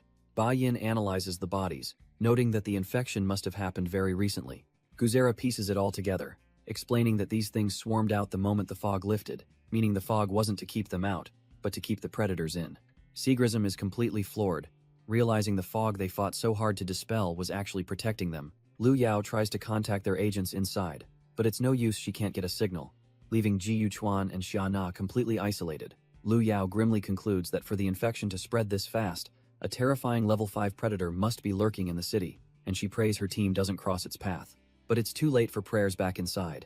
Ji Yuchuan and Sha Na are sent flying by a monstrous new foe that just crashed the party. The creature slams into the ground with bone-shattering force, kicking up a cloud of debris. It's a grotesque, stitched abomination, and with a feral look, it snarls that it's going to eat them alive. Our boy Ji Yuchuan, ever the analyst, notes that this thing regenerates way too fast for a level 4. But its intelligence is pure, trash tier, nowhere near a level 5. He quickly forms a plan, asking Sha Na if she can lock the monster down, and she confirms she's ready to go. Without a moment's hesitation, Sha Na unleashes a volley of her shadow arrows, aiming to pin the beast. The stitched abomination just stands there, dumbfounded, as the shadowy tendrils rocket towards it. Her attack hits dead on, and the creature whines about being tied up, acting like a petulant child. But Ji Yuchuan isn't buying the act, raising his scythe and sneering that he finds its pitiful demon routine absolutely disgusting. With a vicious swing of his scythe, Ji Yuchuan slices right through the abomination's gut. The creature starts wailing like a baby, crying that its belly's been cut open and all the yummy stuff will spill out. But then, a nasty, shark-toothed grin spreads across its face, revealing the childish act was all a lie. It drops the facade entirely, deciding that if pretending doesn't work, it'll just eat them instead, and starts devouring Sha Na's shadow tendrils. Ji Yuchuan is stunned. This thing is consuming the shadow demon, and he realizes its intelligence and abilities are growing in real time. The monster looms over him, mockingly asking if it can eat him too, and our boy knows it's time to stop holding back. He turns to the spectral form of Chelsea beside him, promising her that this monster will be all hers in just a moment.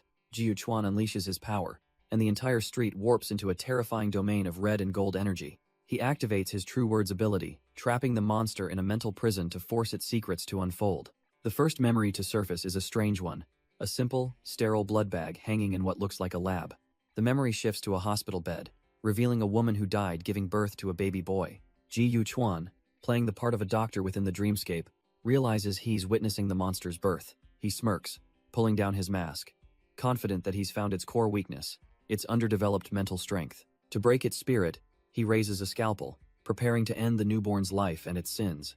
But suddenly, the supposedly dead mother's hand shoots out and grabs his leg, desperately begging him to stop. With her last bit of strength, she pleads for him to spare her child, revealing his name is An. As Ji Yuchuan processes this, a sinister, shadowy entity with a single glowing eye materializes behind him. Our boy is suddenly paralyzed, completely dumbfounded. He's the Dreamweaver. He should be in control here. The shadowy hijacker fully forms, coldly announcing it will be taking the child for itself. The entire mental prison shatters as the monster, back in its human form, launches a vicious counterattack, turning the tables on our boy. A voice screams in his head, desperately telling the Dreamweaver to disengage his True Words ability as he's blasted by purple energy. The force of the attack sends our boy flying, slamming him into the ground with brutal force. Hez in shock. He can't turn his power off, realizing he's trapped himself in this nightmare. His golden Dreamweaver eye glows uncontrollably, a beacon of his vulnerability. Looking up, he finally sees it. The true form of the predator, An, a grotesque, pulsating mass of flesh. The creature's massive claws descend, as Ji Yuchuan is trapped inside a golden sphere of his own haywire power. A swarm of smaller, ghoulish monsters joins the assault, clawing relentlessly at his flimsy defense. But just as his shield is about to shatter, sinister purple chains erupt from the ground, blocking the fatal blow. Demon Queen Chelsea materializes, casually complaining about the terrible taste of the power she just consumed.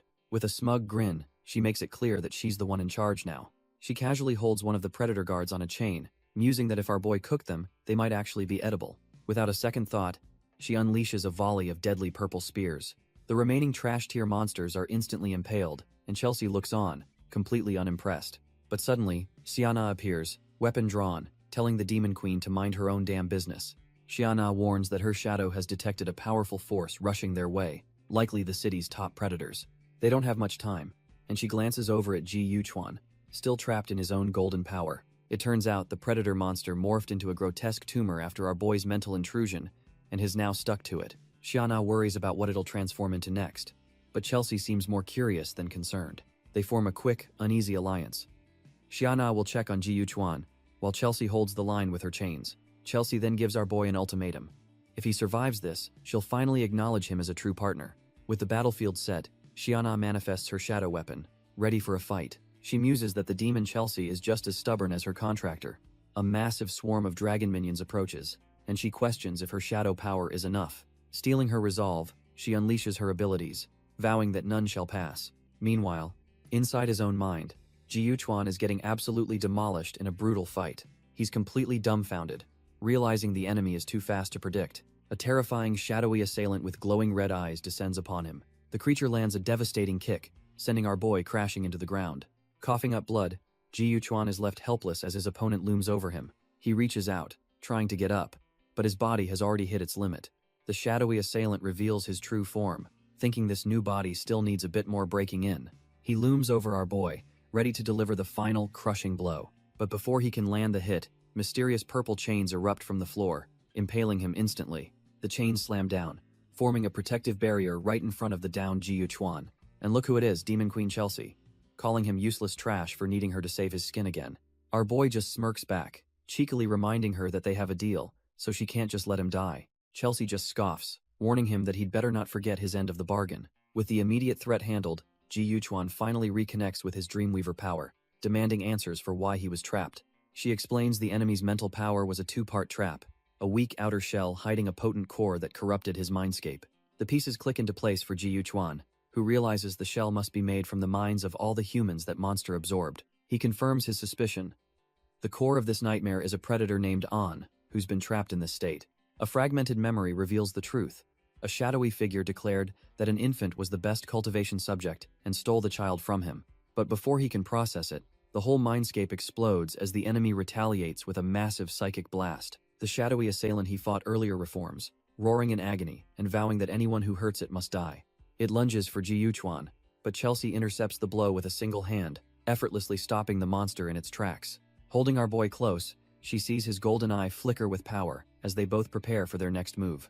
She orders him to disengage from this mental space, knowing he has the power to break them out. Tapping into his Dreamweaver ability, Ji Yuchuan is surrounded by golden threads of pure mental energy. With a smirk, he unleashes his trump card, a command he calls True Words Disengage.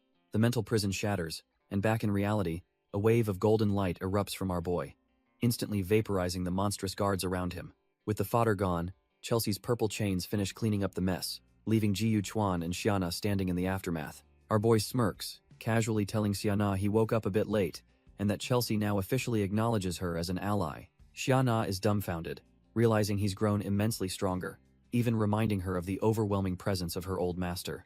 Now, all that's left is the main culprit, a pathetic-looking fleshy cocoon twitching on the pavement. Ji Yuchuan reflects that his Dreamweaver ability didn't just break the illusion, it evolved, healing all the damage he and Chelsea sustained. The fleshy pod suddenly begins to crack and split open, something new trying to crawl its way out. It hatches into a grotesque, crying baby demon, screaming in agony as it's born into the world. Taking command, Ji Yuchuan tells Xia Na to contact the rest of the team, assuring her he'll handle this little freak. The demon, knowing it's completely outmatched, makes a desperate crawl for the shadows, trying to escape. It's in full-blown panic mode, realizing all its stored energy was absorbed by our boy and that its only chance is to run for its life. But just as the baby demon thinks it's found an escape route, a voice cuts through the air, stopping it dead in its tracks. Before it can even react, a boot slams into its head, sent flying by a mysterious newcomer who's been watching this whole time. The little monster starts groveling, begging its daddy for forgiveness, and insisting it was an obedient child who devoured 5 million people. But its pleas fall on deaf ears as the figure brings his foot down with a sickening crunch, splattering the creature across the pavement. Turns out, this new player is the demon's real master, and he coldly states that he absolutely despises liars. He calmly picks up a glowing red crystal from the remains, musing over their agreement of 5 million souls. Examining the gem, he notes that they seem to be too short, his swirling void-like face staring intently at the prize. Suddenly, he senses a presence down the alley and calls out, asking why they're hiding in the shadows instead of saying hello. It's our boy Ji Yuchuan and Chelsea, and the mastermind greets the Demon Queen by name, revealing a history between them. The two stand ready, realizing they've just stumbled upon the true puppet master behind this entire catastrophe. Ji Yuchuan's eyes narrow as he realizes this is the exact same shadowy figure he saw lurking in the Predator's memories. He asks Chelsea if this scourge of Dorn City is an old acquaintance, but she just scoffs, refusing to acknowledge such a despicable demon. The Grimoire Master feigns being heartbroken, sarcastically claiming his own evil deeds don't even hold a candle to the Demon Queen's. He then conjures the wailing souls of Chelsea's past victims, all screaming about how she led them to eternal damnation. With a twisted sense of pity, he offers to save our boy from his demonic partner's influence. Jiu Chuan, however, is completely unimpressed and just lets out a dismissive snort.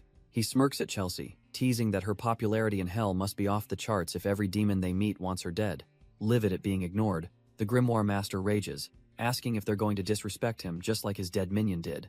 In a blink, he teleports right into Jiu Chuan's personal space, whispering a promise to kill him. But our boy is already a step ahead, slamming his foot down and unleashing a counterattack before the villain can even land a blow. The Grimoire Master scoffs, telling our boy he could have had a painless death if Head just stayed put. But before he can finish his monologue, he's dumbfounded to find his hand snared by Jiu Chuan's golden threads.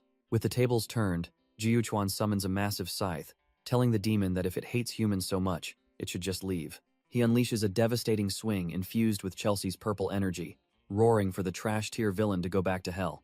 But the Grimoire Master is slippery, dissolving into a swarm of ethereal purple butterflies to dodge the lethal blow. He reforms a safe distance away, looking more amused than scared, and decides things are finally getting interesting. Cracking open his demonic codex, he declares he's joining the fun, revealing his power to record and copy any attack he sees. And just like that, he fires off a blast of purple demonic energy, a cheap knockoff of the very power Jiu Chuan just used.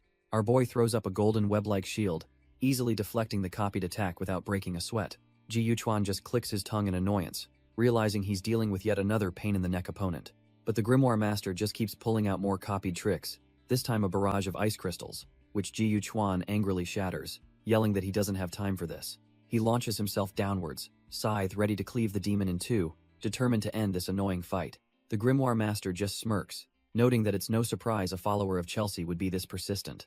As the scythe comes down, the demon casually raises a hand, summoning a swirling vortex of dark energy that completely nullifies the attack. With a sigh, he calls our boy just as annoying as his master, and pulls out his next copied weapon, a bundle of lit dynamite. Jiu Chuan is left utterly speechless. Of all the high-tier abilities this freak could copy, he chose something so ridiculously low-tech. Before he can even process it, the dynamite goes off in a massive explosion, engulfing him completely. The blast sends our boy flying, slamming him hard against the wall as he struggles to recover from the sheer absurdity of the attack. Floating amidst the smoke, the Grimoire Master scoffs that this is no challenge at all, his codex glowing as he summons a grotesque, fleshy weapon. He looms over the stunned Jiu Chuan, declaring that he'll be the one to personally end his life. But just as the blow is about to land, Chelsea materializes, roaring that no one dares judge her kin. She effortlessly blocks the attack, her demonic power surging and pushing the Grimoire Master back. The demon just clicks his tongue, annoyed by the interruption, when suddenly more uninvited guests arrive. It's Lu Yao and another agent, who calmly tell a dumbfounded Jiu Chuan that they'll take it from here. The Grimoire Master scoffs, realizing he's being cornered by a whole new squad of freaks. As if on cue, Seagrism drops from the sky, yelling for the rookie to be thankful his savior has arrived. But the Grimoire Master isn't fazed in the slightest, simply opening his codex to counter this new threat. Before Seagrism can even land, his teammates shout a warning about some kind of powder being deployed. Seagrism is completely caught off guard, his cocky expression turning to one of pure shock. Turns out, the powder wasn't just for the enemy. The entire street is now frozen in place, a perfect trap. Lu Yao realizes this guy is on another level. Her only thought is to use her spatial powers to get everyone out. But the Grimoire Master couldn't care less, noting that the rare full moon means his time is almost up. With a casual farewell, he dissolves into a swarm of purple butterflies, leaving everyone dumbfounded. His escape isn't quiet though, leaving behind a small explosion of energy right in the middle of the frozen squad. The backlash hits Lu Yao hard, and she immediately starts coughing up blood from the strain. Ba Yin rushes to her side, but she explains her plan to teleport them all failed because the demon's freeze was just too strong to break. Our boy Jiu Chuan pieces it together. The demon never showed any killing intent, which means he was just toying with them. The gluttonous demon boy suddenly points out that something is seriously wrong with Jiu Chuan's demon. And he's right, Chelsea is absolutely losing her mind, consumed by a furious purple aura and screaming that they have to kill him. Her uncontrollable rage begins to manifest, summoning colossal, chain-linked energy constructs that blot out the sky. The sheer force of Chelsea's demonic energy cracks the very pavement beneath their feet. Lu Yao grabs our boy, frantically telling him that the demon must have triggered this, and he needs to use his bond of contract to calm her down. But Jiu Chuan is completely lost, having absolutely no idea what a bond of contract even is. Lu Yao realizes this is a disaster. With Chelsea on a rampage, the hot-headed Seagrism is bound to charge in and get himself killed. She can't believe it. How can he be a demon contractor and not know the most basic control method? This is going to be trouble. Meanwhile, Chelsea is screaming for the Grimoire Master's head, her rage boiling over as she searches for the one who provoked her. And just as predicted, Seagrism, ever the loudmouth, jumps right in, taunting the enraged demon queen about property damage. Chelsea's eyes narrow, locking onto this new fool with pure, unadulterated killing intent. She effortlessly swats his attack aside with one hand, telling the trash-tier punk to get lost before she crushes him. A massive explosion sends Seagrism flying, and Ba Yin can only scream in horror as his leader is utterly demolished. But just as Chelsea is about to hunt down her next victim, Guzera emerges, his green energy flaring as he seethes with rage. He unleashes a storm of energy spikes, screaming that she dared to hurt his big brother, Seagrism. Before the attack can land, a flash of golden light slices through the air, deflecting the entire volley. It's our boy, Ji Yu Chuan, who has jumped in to shield the rampaging Chelsea with his Dreamweaver ability. Guzera and Xia Na are completely dumbfounded, yelling at him for protecting a demon that has clearly gone berserk. But Ji Yu Chuan just fires back, telling them that what happens to his demon is his business and his alone. He turns to face Chelsea, trying to calm her down, but she just snarls at him to get out of her way. The demon queen's claws, crackling with purple energy, slam into his golden shield with immense force. He struggles to hold on, pouring all his power into the barrier, while desperately yelling for Chelsea to come to her senses. But his pleas are useless. She just roars back, absolutely refusing to be ordered around by anyone. With a guttural roar, Chelsea unleashes a devastating wave of purple energy, completely overwhelming our boy's defenses. The force sends Ji Yu Chuan flying, and he crashes hard onto the pavement, coughing up blood from the sheer impact. He realizes with dawning horror that he can't suppress her mental power anymore. She's grown unbelievably strong. Xia Na screams at him that his demon is out of control, but he just snarls back, telling her to run if she's scared. Facing the rampaging demon queen, he vows to wake her up, even if it means exhausting her until she can't fight. Done playing defense, Ji Yu Chuan's golden eye flares to life as he unleashes the full power of his Dreamweaver. His ability manifests as a colossal, gaping maw, its throat glowing with his golden energy, ready to devour Chelsea's power. But Chelsea is pure rage, screaming that anyone who stands in her way is going to die. No exceptions. As their powers collide, Xia Na panics, realizing Seagrism is still in the blast zone and they need to get him out. Suddenly, their team leader Lu Yao appears, using her spatial powers to teleport Seagrism away, assuring them he's safe with Ba Yin. Lu Yao decides to pull everyone out, realizing this power clash will only destroy them both, while she silently questions what kind of monster Ji Yu Chuan has become. But the demon queen is lost to reason, unleashing a furious wave of power as she screams for him to get out of her way. Our boy grits his teeth, his golden threads straining against the raw demonic force as he desperately calls out her name. With a final, desperate roar, he pours all his will into his golden eye, screaming for the real Chelsea to wake up. His Dreamweaver maw finally consumes her rampaging dragon form, trying to sever her from the overwhelming rage. The two immense powers collide and implode, creating a volatile sphere of energy that threatens to vaporize the entire area. Suddenly, the demon queen finds herself standing on solid ground, the sounds of battle completely gone. She looks up, completely bewildered, wondering why the fight just stopped and where on earth she is. Turns out, she's been dragged into his mental world, a hellscape dominated by two colossal demonic statues. A cold dread washes over her as she realizes the horrifying truth. She's trapped inside his nightmare and can't escape. Without a moment's hesitation, one of the demonic statues brings its massive axe down on the demon queen. Her head hits the ground with a sickening thud, her body slumping over, lifeless. For a second, there's only darkness in her eyes as a single tear traces a path down her cheek. But then, her pupil returns. A flicker of purple in the void as she's overcome with confusion. She's dumbfounded, realizing her head is somehow back on her shoulders, completely intact. Her relief lasts for a split second before she sees the executioner raising its weapon to strike again. A flash of memory reveals our boy, Ji Yu Chuan, orchestrating this entire twisted cycle of resurrection.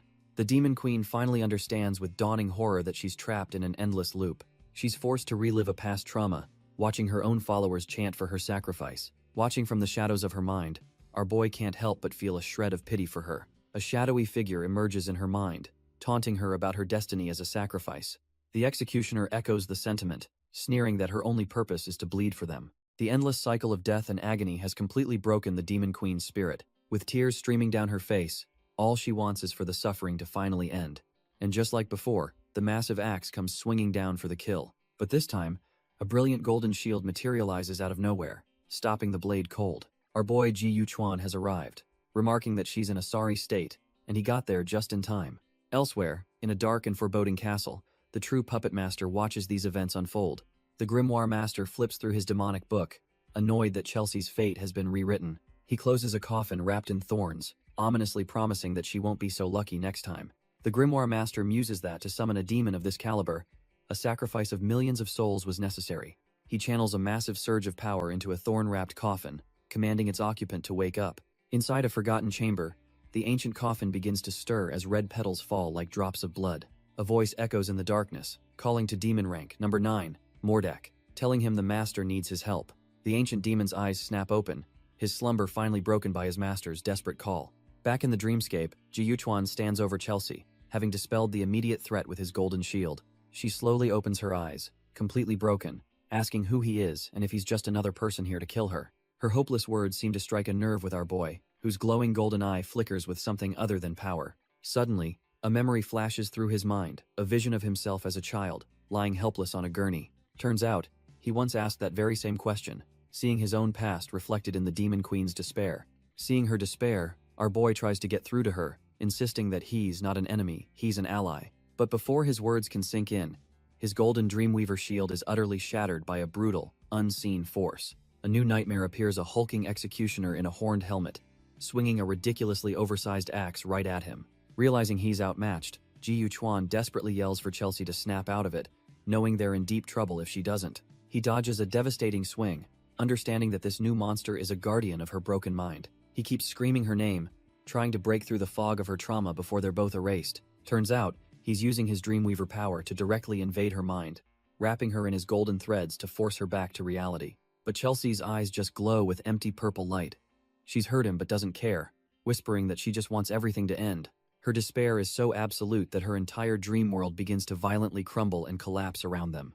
As the abyss opens up, Ji Yuchuan has a chilling epiphany. The Demon King's fate is to be reborn, again and again, in an endless cycle of suffering. The hulking executioner roars that anyone who dares disturb this ritual is a dead man walking. With a deafening crash, its axe smashes the ground, but our boy is nowhere to be seen. The impact kicks up a massive cloud of dust, obscuring the entire battlefield. Turns out, Ji Yuchuan dove in front of Chelsea at the last second, taking the full force of the blow for her. He grimaces in pain, admitting it's been a while since he's been wounded by an attack made of true words. Still, he manages a cocky smirk, telling Chelsea she's going to owe him big time for this rescue. She's just dumbfounded, asking why he would save her when her death should be a cause for celebration. Tears stream down her face as she calls herself the source of all evil, completely lost in her self-hatred. Ji Yuchuan desperately screams at her to snap out of it, warning that they're both doomed if she stays trapped in this nightmare. In a final, intimate plea, he begs her not to stay in this world of suffering any longer. His words find it, and something awakens in Chelsea's eyes as the runes of her power flare to life. Suddenly, the horned executioner is blasted back by a massive wave of pure demonic energy. Chelsea scoffs, asking our boy what kind of nonsense he's spouting. She declares herself the mightiest demon, far too powerful to be trapped by some trash-tier illusion. Back in the real world, the golden sphere of Ji Yuchuan's Dreamweaver ability shatters the mental landscape. His teammates are waiting, with Seagrism already whining for Xiana to go easy on his wounds. Lu Yao remarks on the sheer scale of the mental power she can feel, admitting an S-grade Esper like him is on another level. Just then, the fabric of reality ripples as Ji Yuchuan emerges, shouting for Chelsea to follow him. He grabs her, telling her to stop dawdling, but she just huffs that he should be thanking her for the assist.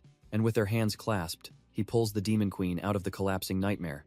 But before they can celebrate, Chelsea gets unnervingly close to our boy, as Lu Yao and Bai Yin watch on, completely baffled. She scoffs at their confusion, explaining this is just the highest form of courtesy among demons, leaving Bai Yin utterly dumbfounded. Lu Yao cuts in, saying now isn't the time to relax because headquarters has just sent over some critical new intel.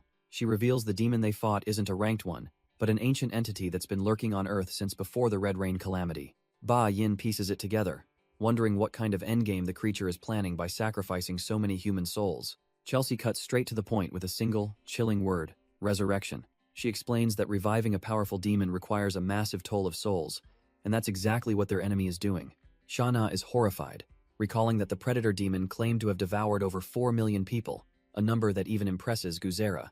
Bai Yin then warns Ji Yuchuan that he hasn't mastered the bond of contract, which could cause his own teammates to turn on him. Hearing this, Lu Yao makes a command decision. She's splitting the team to handle the aftermath, leaving Bai Yin with a special assignment. Bai Yin informs a dumbfounded Ji Yuchuan that he's being sent to a certain teacher Han Yu to finally learn the bond of contract. 3 days later, they arrive in the slum district of Santenberg City, and our boy can't believe such a trash-tier place exists in the human capital. Bai Yin explains the city's 3 protective shields, with the outermost layer being the civilian district, whose residents are grimly nicknamed alarm bells. Chelsea scoffs from his shoulder, remarking that humans are cut from the same cloth as demons, using their own people as disposable shields to buy time. She wonders if they're really going to learn from a lowly alarm bell, but Ba Yin clarifies that teacher Han Yu simply disagrees with the inner city's rotten politics.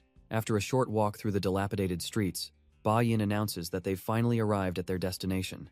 They stop in front of a rundown apartment, number 502, which Ba Yin confirms is where their mysterious teacher lives. Before they can even knock, the door creaks open on its own, catching them both by surprise. Ba Yin's face goes pale with shock, a flicker of fear flashing in his eyes as he stares into the dark apartment. He suddenly starts panicking, urging Ji Yuchuan inside and warning him they'll be in deep trouble if they're late, leaving our boy utterly confused by the sudden nonsense. Before Ji Yuchuan can even process what's happening, slimy purple tentacles shoot out from the apartment and wrap around him, Hes hoisted into the air as Ba Yin just stands there watching, not even flinching as our boy's shoe tumbles to the ground. Ba Yin lets out a huge sigh of relief, as if he was expecting this trash-tier welcome from their new teacher. Suddenly, the tentacles grab him too, but he just smiles nervously, glad that they're the only ones being targeted. Hes sweating profusely, trying to play it cool but Hes clearly terrified out of his mind. The door slams shut, and Ba Yin's voice echoes from inside, hilariously begging the teacher to at least grab Ji Yuchuan's other shoe. Meanwhile, the scene cuts to an investigation at the crude stone mine in Dorn City, which has been completely cordoned off. Lu Yao gets a report from Xiana, learning that the mine was illegally using prisoners as slave labor for a long time. He immediately pieces it together, realizing this isn't just about profit, it means there's a traitor deep within the alliance. Lu Yao orders her to protect the survivors at all costs, knowing they might be the only witnesses who can expose the rat. Lu Yao knows this conspiracy runs deep, and orders Xiana to compile all the intel for the president immediately. The scene shifts to a quiet apartment complex, where we find our other boy's new teacher and classmates. Ba Yin is complaining to a girl named Sister Mei Mei, begging her to stop using dirty tricks when they spar. She just smirks, saying her grandpa taught her to exploit weaknesses, and men are full of them. Suddenly, their teacher's energy tentacle appears, angry at being called a weird geezer by his own student. He scoffs, unimpressed by their bickering while his other students are fighting for their lives. Turns out, this old man is their new teacher, and he's thinking to himself that Ba Yin is getting stronger every day. He then muses about Ji Yuchuan, acknowledging his S-class psychic power and hoping he can last a while longer. It's clear he's the one who trapped them, seeing their struggle as the perfect entertainment for his boring life. Back in the maze, Chelsea is furious, realizing they're in a space where all abilities are nullified. It's basically cheating. Our boy Ji Yuchuan mutters to Chelsea that the box from before has shown up again. And sure enough, sitting on a pedestal is a cardboard box with a troll-tier note from their teacher telling them to open it. A quick flashback reminds us that the old geezer promised these surprise boxes would help them clear the maze faster. Chelsea is absolutely fuming about this whole situation, but Ji Yuchuan tells her to calm down and take it one step at a time. So they continue their trek through the endless, soul-crushing gray corridors of the maze. Suddenly, Chelsea's eyes light up as she spots something and calls out Ji Yuchuan's name. She's found another one of the so-called surprise boxes mentioned on the sign at the entrance. This one has another goofy picture of their teacher, practically begging them to open it. Seeing it looks ordinary, Chelsea reaches for it, but our boy immediately tells her to stop. He asks if she's worried it's a trap, but she fires back that if they're too cautious, they'll be stuck in this hellhole forever. Ignoring his warning, Chelsea opens the box and finds a strange card inside. The card is marked with a single, ominous symbol, a crossed-out eye. The instant she touches it, a blast of purple energy erupts, and Ji Yuchuan can only shout her name. She collapses in agony, screaming that her eyes are burning and she's been blinded. Just then, two creepy jester sprites pop into existence, cheerfully congratulating them for opening a debuff box. They explain the twisted rules. 15 of the 20 boxes are traps, and collecting 10 debuff cards means you're stuck here forever. However, there's a single key hidden in one of the boxes that will grant them their freedom. With a final wave, the sprites vanish, leaving the duo to grapple with their new, hellish reality. After recovering, Chelsea asks what they should do now, and our boy Stone Cold tells her they'll keep opening boxes, but she has to do it. She's furious, thinking he's trying to weaken her, but he just explains they have no idea what dangers lie ahead and must be smart about who takes the hit. He explains his cold logic.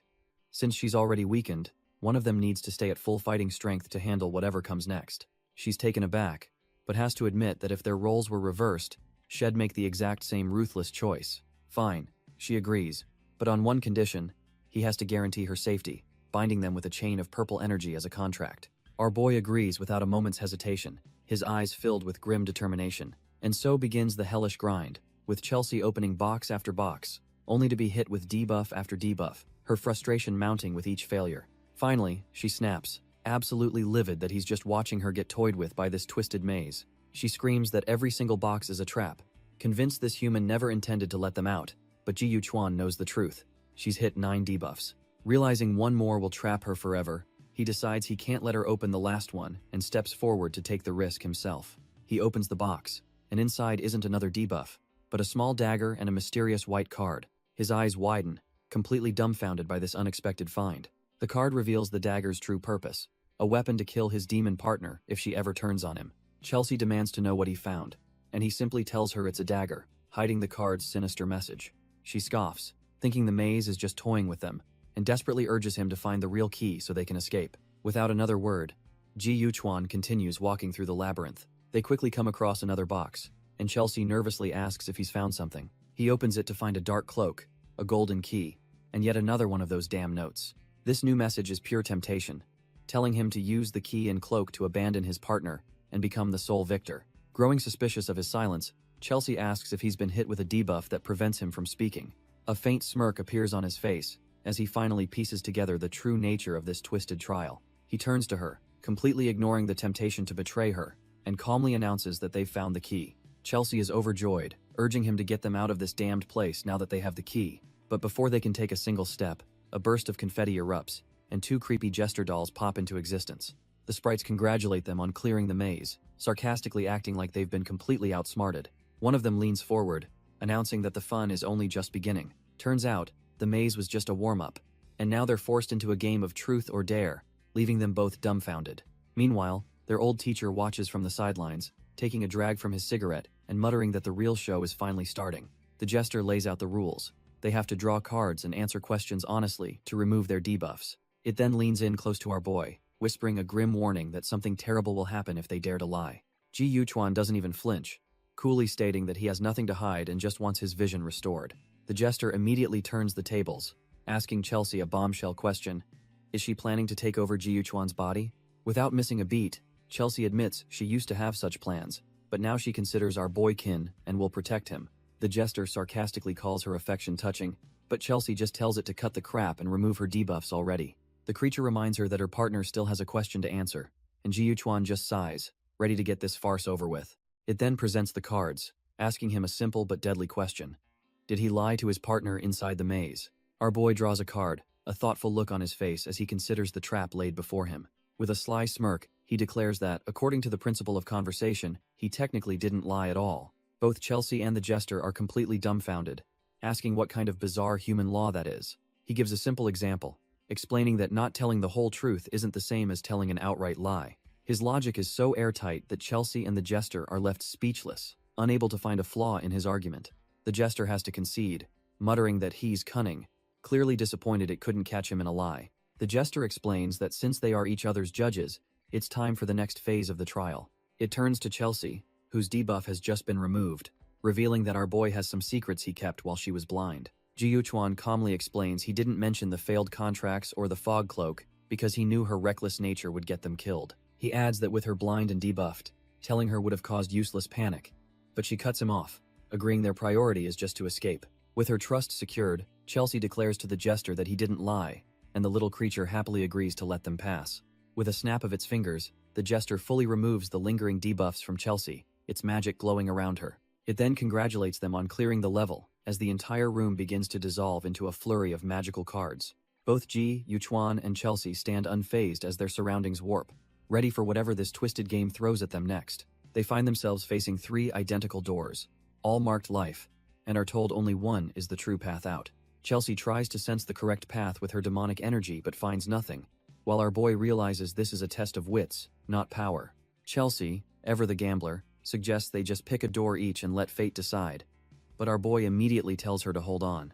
He touches one of the doors, and it reacts with a strange blue energy, confirming his suspicion that this isn't a game of chance.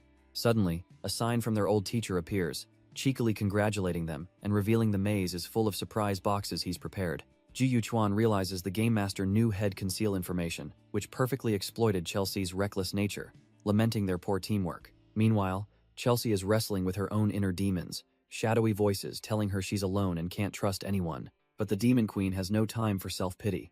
telling the voices to scram and stop disturbing her progress. Deciding she's done with puzzles, she tries to brute force her way through the wall with her spear. She unleashes a furious slash, a rainbow of demonic energy arcing through the air as she screams for the obstacle to get lost. But her attack does nothing. Instead, she's suddenly ensnared by glowing golden tendrils, leaving her completely stunned. Turns out, the wall was actually a colossal stone hand, and her attack just woke the damn thing up. The Demon Queen finds herself completely bound by a familiar purple energy, her own attack utterly useless. She grits her teeth in fury, recognizing this is the exact same trash tier ability that caught her before. It dawns on her that the designer of this test knows her inside and out, and is deliberately pushing all her buttons. But a voice cuts through her rage. It's Ji Yuchuan, calmly telling her not to be so impatient. He's on the other side of the wall, explaining that her partner is likely going through the exact same frustrating ordeal. A disembodied voice then welcomes the two soulmates to the third level of their twisted trial. Meanwhile, back at the Santenberg Alliance HQ, the ripples of our boy's actions are already being felt. Lu Yao reports directly to the president, recommending Ji Yuchuan for the elite Heaven's Wrath squad for his work in Dorn City. The president, Lu Bingtian, silently reviews the file, mulling over the name of this mysterious newbie. He voices his concern, noting that Ji Yuchuan has been making some serious power plays and questioning if he can really be trusted. Lu Yao argues that their interests are aligned for now, and if handled right, Ji Yuchuan will become their most powerful weapon. But Lu Bingtian is skeptical, immediately bringing up the demon that went berserk back in Dorn City. She's already a step ahead, revealing she's arranged for him to learn the bond of contract to prevent any future incidents. A slow smirk spreads across Lu Bingtian's face. Now this is a plan he can get behind. Back in the maze, our boy is facing a replica of Chelsea, who zips around him with her deadly purple chains. He realizes the whole thing is a setup. He has to defeat her with his own powers suppressed, using only the items he's found. It's an all-or-nothing gamble on a fog cloak for stealth and a cursed dagger that promises a one-hit kill. The Chelsea replica unleashes a devastating chain attack, which he barely dodges as it obliterates the wall behind him. Before he can even catch his breath, the replica appears right behind him, having seen through his cloak, and sneers that she's found him. The chain wraps tight around his throat in an instant, and our boy is left choking on his own blood, completely outmaneuvered. As the chain tightens, Chelsea mocks him for trying to run, but our boy just grits his teeth through the pain. He suddenly lunges forward, retorting that running was never part of the plan. With a brutal thrust, he drives the cursed dagger straight into her gut, catching her completely off guard. It was all a setup. He let her think he was at his limit, creating the perfect opening to declare his victory. The replica vanishes in a flash of purple energy, the one-hit kill dagger now embedded in the wall behind her. A voice echoes in the chamber, and it's the real Chelsea, admitting she's surprised he actually took down her replica.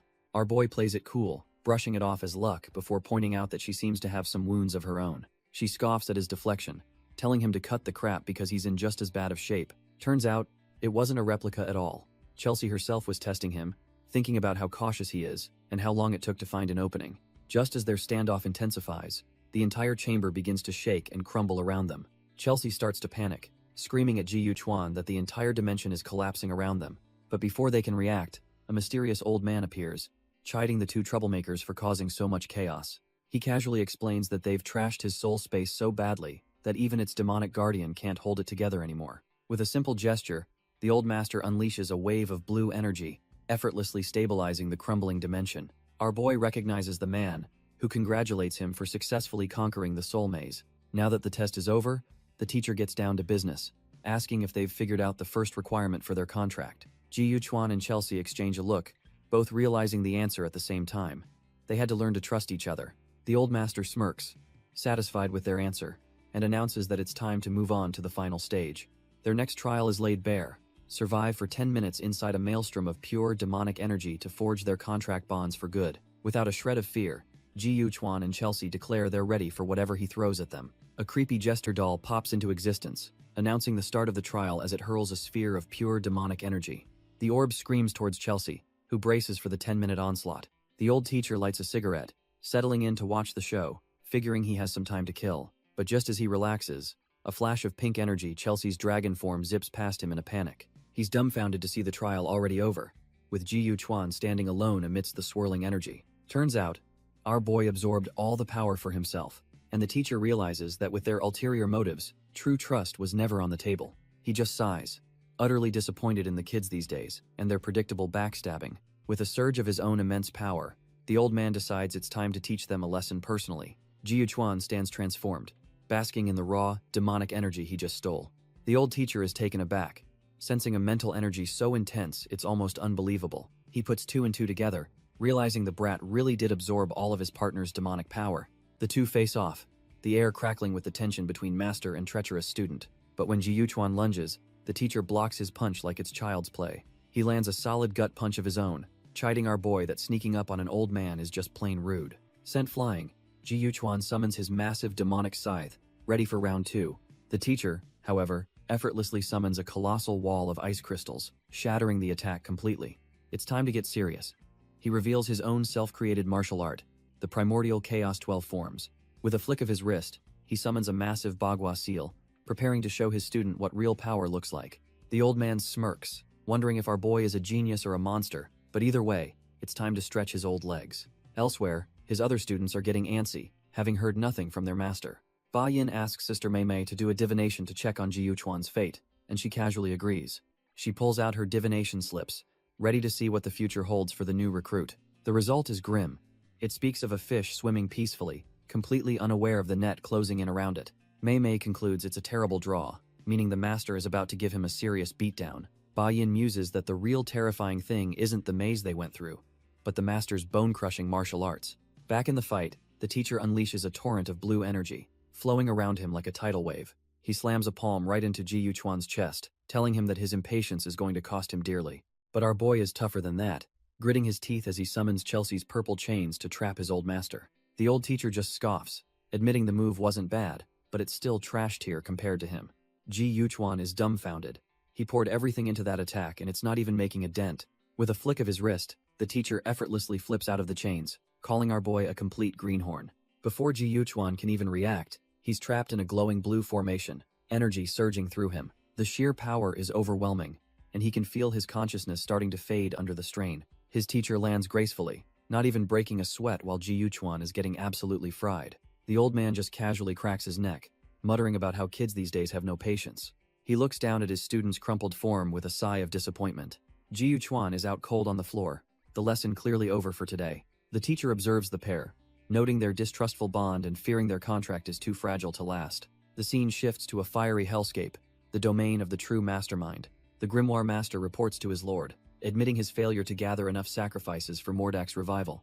His master, a being he served for millennia, unleashes a wave of dark energy as punishment. Writhing in agony, the Grimoire Master reveals he saw Chelsea, who has foolishly contracted a weak human, reducing her power to 1/10 of its former glory. The Demon Lord seems amused by this news, casually swirling a glass of what looks like blood.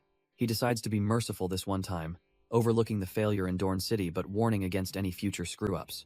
The Grimoire Master, relieved, is then ordered to bring Mordak to him. It's time to advance to the next stage of their grand plan. With his subordinate gone, the Demon Lord smirks, his thoughts turning to Chelsea. He reveals his true form, a powerful horned demon, and eagerly anticipates the look on her face when they finally meet again. Meanwhile, back in the human world, we cut to the imposing headquarters of the Heaven's Wrath organization. Inside, a holographic message pops up from Ba Yin, who cheerfully informs Ji Yuchuan about a little something he forgot to mention. Turns out, visiting his teacher's soul space slapped our boy with an unlucky debuff, and Ba Yin only tells him this 3 days later. We flash back to 3 days prior, with Ji Yuchuan scoping out the heavily guarded underground demon lab, trying to figure out his next move. As he's lost in thought, Chelsea suddenly pops up right next to him, with 2 massive ice cream cones, completely breaking his concentration. Startled, our boy stumbles right into her, sending one of the precious ice creams flying through the air. The yellow scoop lands with a perfect splat right on his head, and he is absolutely not having it. He's left sitting there, covered in sticky dessert, while Chelsea just watches on with her remaining cone. Ji Yuchuan glares, convinced she planned the whole thing, while she desperately tries to stifle her laughter. After a moment, she clears her throat and offers to clean up the mess for him, but instead of a simple water spell, she unleashes a blast of ice shards, confirming his suspicions that this unlucky debuff is going to be a real pain. Chelsea is amazed as her ice spell suddenly fizzles out, turning back into a harmless wisp of water. She then cheekily offers to warm things up for him, but our boy, frozen solid, can only mouth some choice words her way. Later, still shivering from the ice attack, he lets out a massive sneeze. Cursing his terrible luck, he decides a hot bath is the only way to warm up. He stumbles into the nearest bathhouse, completely missing the sign. Unbeknownst to him, his bad luck has just guided him straight into the women's changing room. Inside, Lu Yao and Xiana are already soaking, discussing why they decided to come for a late-night bath. They both agree the hot spring is incredible and decide they should bring the rest of the team tomorrow. Xiana then voices her concern, wondering if Ji Yuchuan and his demon are even capable of passing their teacher's next exam. Lu Yao immediately teases her about being worried, but Xiana quickly denies it, claiming he's just a liability who might slow them down. Just as they're relaxing, a sudden splash startles Xiana, who immediately panics. Lu Yao points to the disturbance, and Xiana freaks out, thinking some unclean spirit is lurking in the water with them. Trying to be the brave leader, Lu Yao tells her not to worry, guessing it's probably just a towel floating by.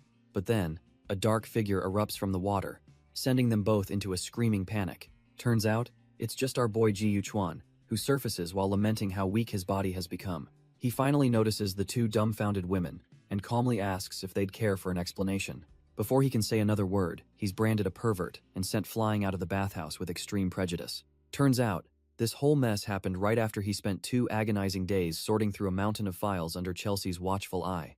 But the grunt work paid off.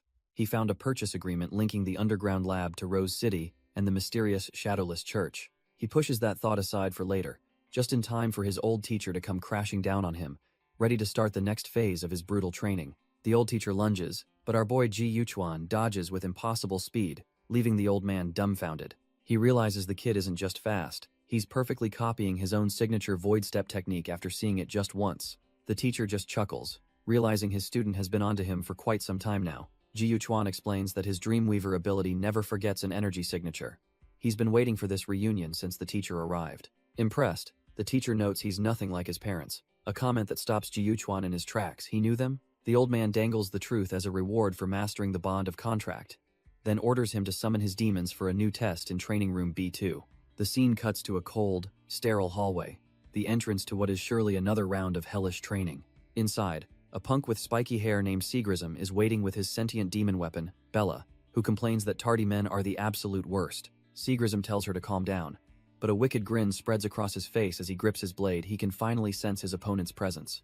His weapon pulses with dark energy as he stands ready for a brawl, calling out Ji Yuchuan's name. And just like that, the fight is on, with Seagrism lunging forward, his massive blade ready for the kill. With a crazed grin, he roars that it's time for him and Ji Yuchuan to finally settle this. But our boy is quicker, whipping out a chain of pure demonic energy to strike first. The chain smacks Seagrism right across the face, but the psycho just grits his teeth, completely unfazed. He gets blasted back by another attack but just laughs it off, mocking our boy for his weak opening moves. Ji Yuchuan is stunned, realizing his opponent's wounds are healing instantly. This must be the power of an undying demon. As their weapons clash, a voice in his head warns him this guy is tougher than he looks and offers to take control. Ji Yuchuan tells it to shut up, but Seagrism is already weaving golden threads of energy from his fingertips. The voice warns him not to underestimate this guy, who's clearly trying to keep his distance and play it safe. Seagrism scoffs at psychic types, channeling raw power into his fist for a devastating body enhancement technique. Seagrism lunges from above, screaming that our boy has nowhere to run and should just start begging for mercy. But Ji Yuchuan just smirks, completely unfazed by the incoming attack. In a shocking twist, it's revealed the golden threads were our boy's all along, and he asks who's really trapped now. With Seagrism completely bound, Ji Yuchuan stands over him and declares his victory as the psycho rages helplessly. But something is off. As Seagrism mutters about killing, Chelsea realizes the Dreamweaver can now peek into his memories. The psycho completely snaps, his mind consumed with a single thought. He's going to kill Ji Yuchuan. We're suddenly dragged into his past, seeing a terrified younger Seagrism running from some unspeakable horror in the rain. The memory shows him battered and broken, crying that he doesn't want to die. Meanwhile, outside the training room, the old teacher is asked how the fight is going, and he calmly states it's already over. His colleague immediately assumes Seagrism won with his demon powers, but the teacher's grim no says it all. The researcher is left utterly dumbfounded, realizing that against all odds, Seagrism has lost. Inside, Bella frantically tries to wake her master, screaming that this is just a training exercise as he remains lost in his rage. The researcher warns the old teacher that Seagrism's mind will shatter, but he calmly stops her, explaining this is a necessary trial. He continues, stating that if Seagrism can't face his own past, hell never gets stronger. And besides, Ji Yuchuan's true talent is just beginning to awaken. Back inside the simulation, our boy sits calmly over the defeated psycho, his golden threads of power weaving through the room. With a flash of his golden eye, Ji Yuchuan realizes he's now fully immersed in the depths of Seagrism's memories. We're thrown into the past, where a much younger, blonde-haired Seagrism gets knocked flat on his back during training. A warrior from his tribe scolds him, saying he'll never be a great warrior if he keeps up this trash-tier performance. But his harsh words are followed by a warm invitation, telling the boy to come eat with his family after he's done. The young Seagrism, bruised but beaming, happily accepts, showing a glimpse of a life before he became a monster. We see his tribe, the Bone Village, who believed they were blessed warriors by birth, living a simple life. It was a place where the strong ruled, but family always came first, as a young Seagrism messes around with his brother. Their entire culture was built on a bond of blood and loyalty, a principle that sustained them for generations. But that peace was shattered when a monstrous demon descended, mocking the so-called legendary warriors as they charged to their deaths. The creature grins, its red eyes glowing with sadistic pleasure, thinking this slaughter is going to be fun. It effortlessly wipes them out, leaving a young Seagrism standing alone amidst the bodies of his people, whom the demon calls nothing but ants. He stumbles through the carnage, his world collapsing as he finds the lifeless body of his own mother. Paralyzed by fear, his only thought is to run, to escape being killed by this absolute monster standing right behind him. But as the demon looms over him, that terror instantly boils over into pure, unadulterated rage. His brother screams as the demon grabs him, and with a roar of fury, Seagrism charges forward with a tiny knife, ready to kill the bastard who took his family. But his tiny knife and childish rage are utterly meaningless against a creature of this caliber. His pathetic attack bounces off with a dull thud, doing absolutely nothing. The boy is sent flying, his face a mask of pure shock and disbelief. The demon just stands there, completely unfazed, as if it was just bothered by a fly. It grabs Seagrism by the hair, annoyed and wondering why these pathetic ants keep resisting their fate.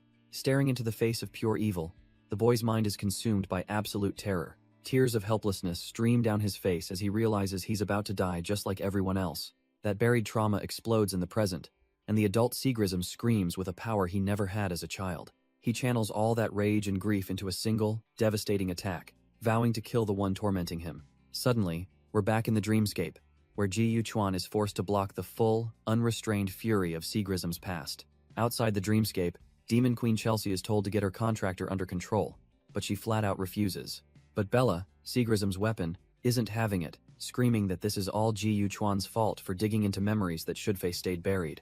She even calls out Chelsea's trash-tier contract, leaving the Demon Queen utterly speechless. Back in the mental battlefield, Ji Yuchuan parries another ferocious, flame-wreathed strike from the enraged Seagrism. As Seagrism screams, Ji Yuchuan can feel it all: the guilt, the rage, the festering trauma of a lone survivor. The memories then shift, revealing a younger, broken Seagrism being offered a demonic contract by Bella herself. We see him later, a lone wanderer who survived against all odds, now being confronted by a mysterious figure. Turns out, it's Lu Yao, who recognizes him as the last of the Bone Tribe and makes him an offer to join her cause. But then the memory warps, showing Lu Yao presenting a different child, a boy with white hair whose eyes had been gouged out by his captors. The rescued boy, who looks exactly like a young Guzera, reaches out and introduces himself with Seagrism's name, deepening the mystery. And in that distorted memory, a younger Seagrism makes a vow to protect what's precious to him. He decides he'll become strong enough so that no one can ever take anything from him again. His name is Seagrism, and he'll become a demon himself if that's what it takes to gain that power.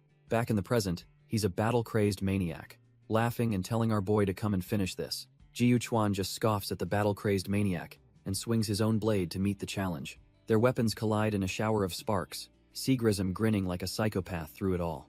The sheer force of the blow sends Ji Yuchuan flying backward, completely outmatched in raw strength. Realizing a head-on clash is a losing game, our boy sees his chance and calls out to Chelsea. Suddenly, glowing purple chains erupt from the ground, wrapping around a completely dumbfounded Seagrism. A colossal energy dragon manifests as Ji Yuchuan reveals his trump card. A higher demon can dominate a lower one. Bella, his living weapon, screams a warning as Seagrism realizes he's completely trapped by the overwhelming demonic pressure. With Chelsea's massive form coiled around the pair, Ji Yuchuan coldly declares that this is the end of the line. But just as he's about to land the final blow, their old teacher and Ba Yin appear, announcing the match is over and our boy is the winner. Back in her tiny dragon form, Chelsea complains that all her effort was for nothing since no contract bond was formed. Ji Yuchuan, however, seems completely unfazed, his gaze as cold and unreadable as ever. Meanwhile, Bella chews Seagrism out for being a reckless wretch, asking if he's finally satisfied with this outcome. He just tells her to go back into the weapon, calmly admitting that he has lost this fight. Seagrism then clarifies that while he still hates our boy, his true target was never him to begin with. He clenches his fist, revealing his actions are driven by the immense guilt of running from his tribe out of fear, and he makes a solemn vow to make the demon who destroyed his home and took his loved ones pay for everything. To Seagrism's utter shock, our boy offers to help him hunt down the demon responsible. Ji Yuchuan extends a hand, telling him to prove he isn't weak and that the spirit of his tribe is still alive. For a moment, Seagrism hesitates, dumbfounded by this sudden truce from the man he just tried to kill. But seeing the sincerity, he grasps Ji Yuchuan's hand, sealing their new, blood-soaked pact. The scene shifts to a grim, gothic castle under a full moon, a place where nightmares are born. Inside, a terrified agent crawls through a pool of corpses, desperately sending a report about a predator and a demon. Before he can finish his message, a foot slams down, crushing his arm and his last hope for backup. A shadowy figure with long white hair looms over him, mockingly asking if he's the leader of this little intrusion. The demon taunts the helpless agent, telling him to consider it an honor to see his face as the last thing he'll ever witness. With a final, choked plea for help, the agent's body dissolves into purple energy, his existence erased. Back in his own mind, Ji Yuchuan sees the face of the fallen agent, now merged with Chelsea's demonic form, vowing that it's time to settle the score. Our boy snaps awake in bed, the remnants of the strange dream still clinging to him. Turns out, he's not alone. Demon Queen Chelsea has transformed into her humanoid form in her sleep again, much to his eternal exhaustion. But his rest is cut short as he senses a faint demonic aura lurking just outside his room.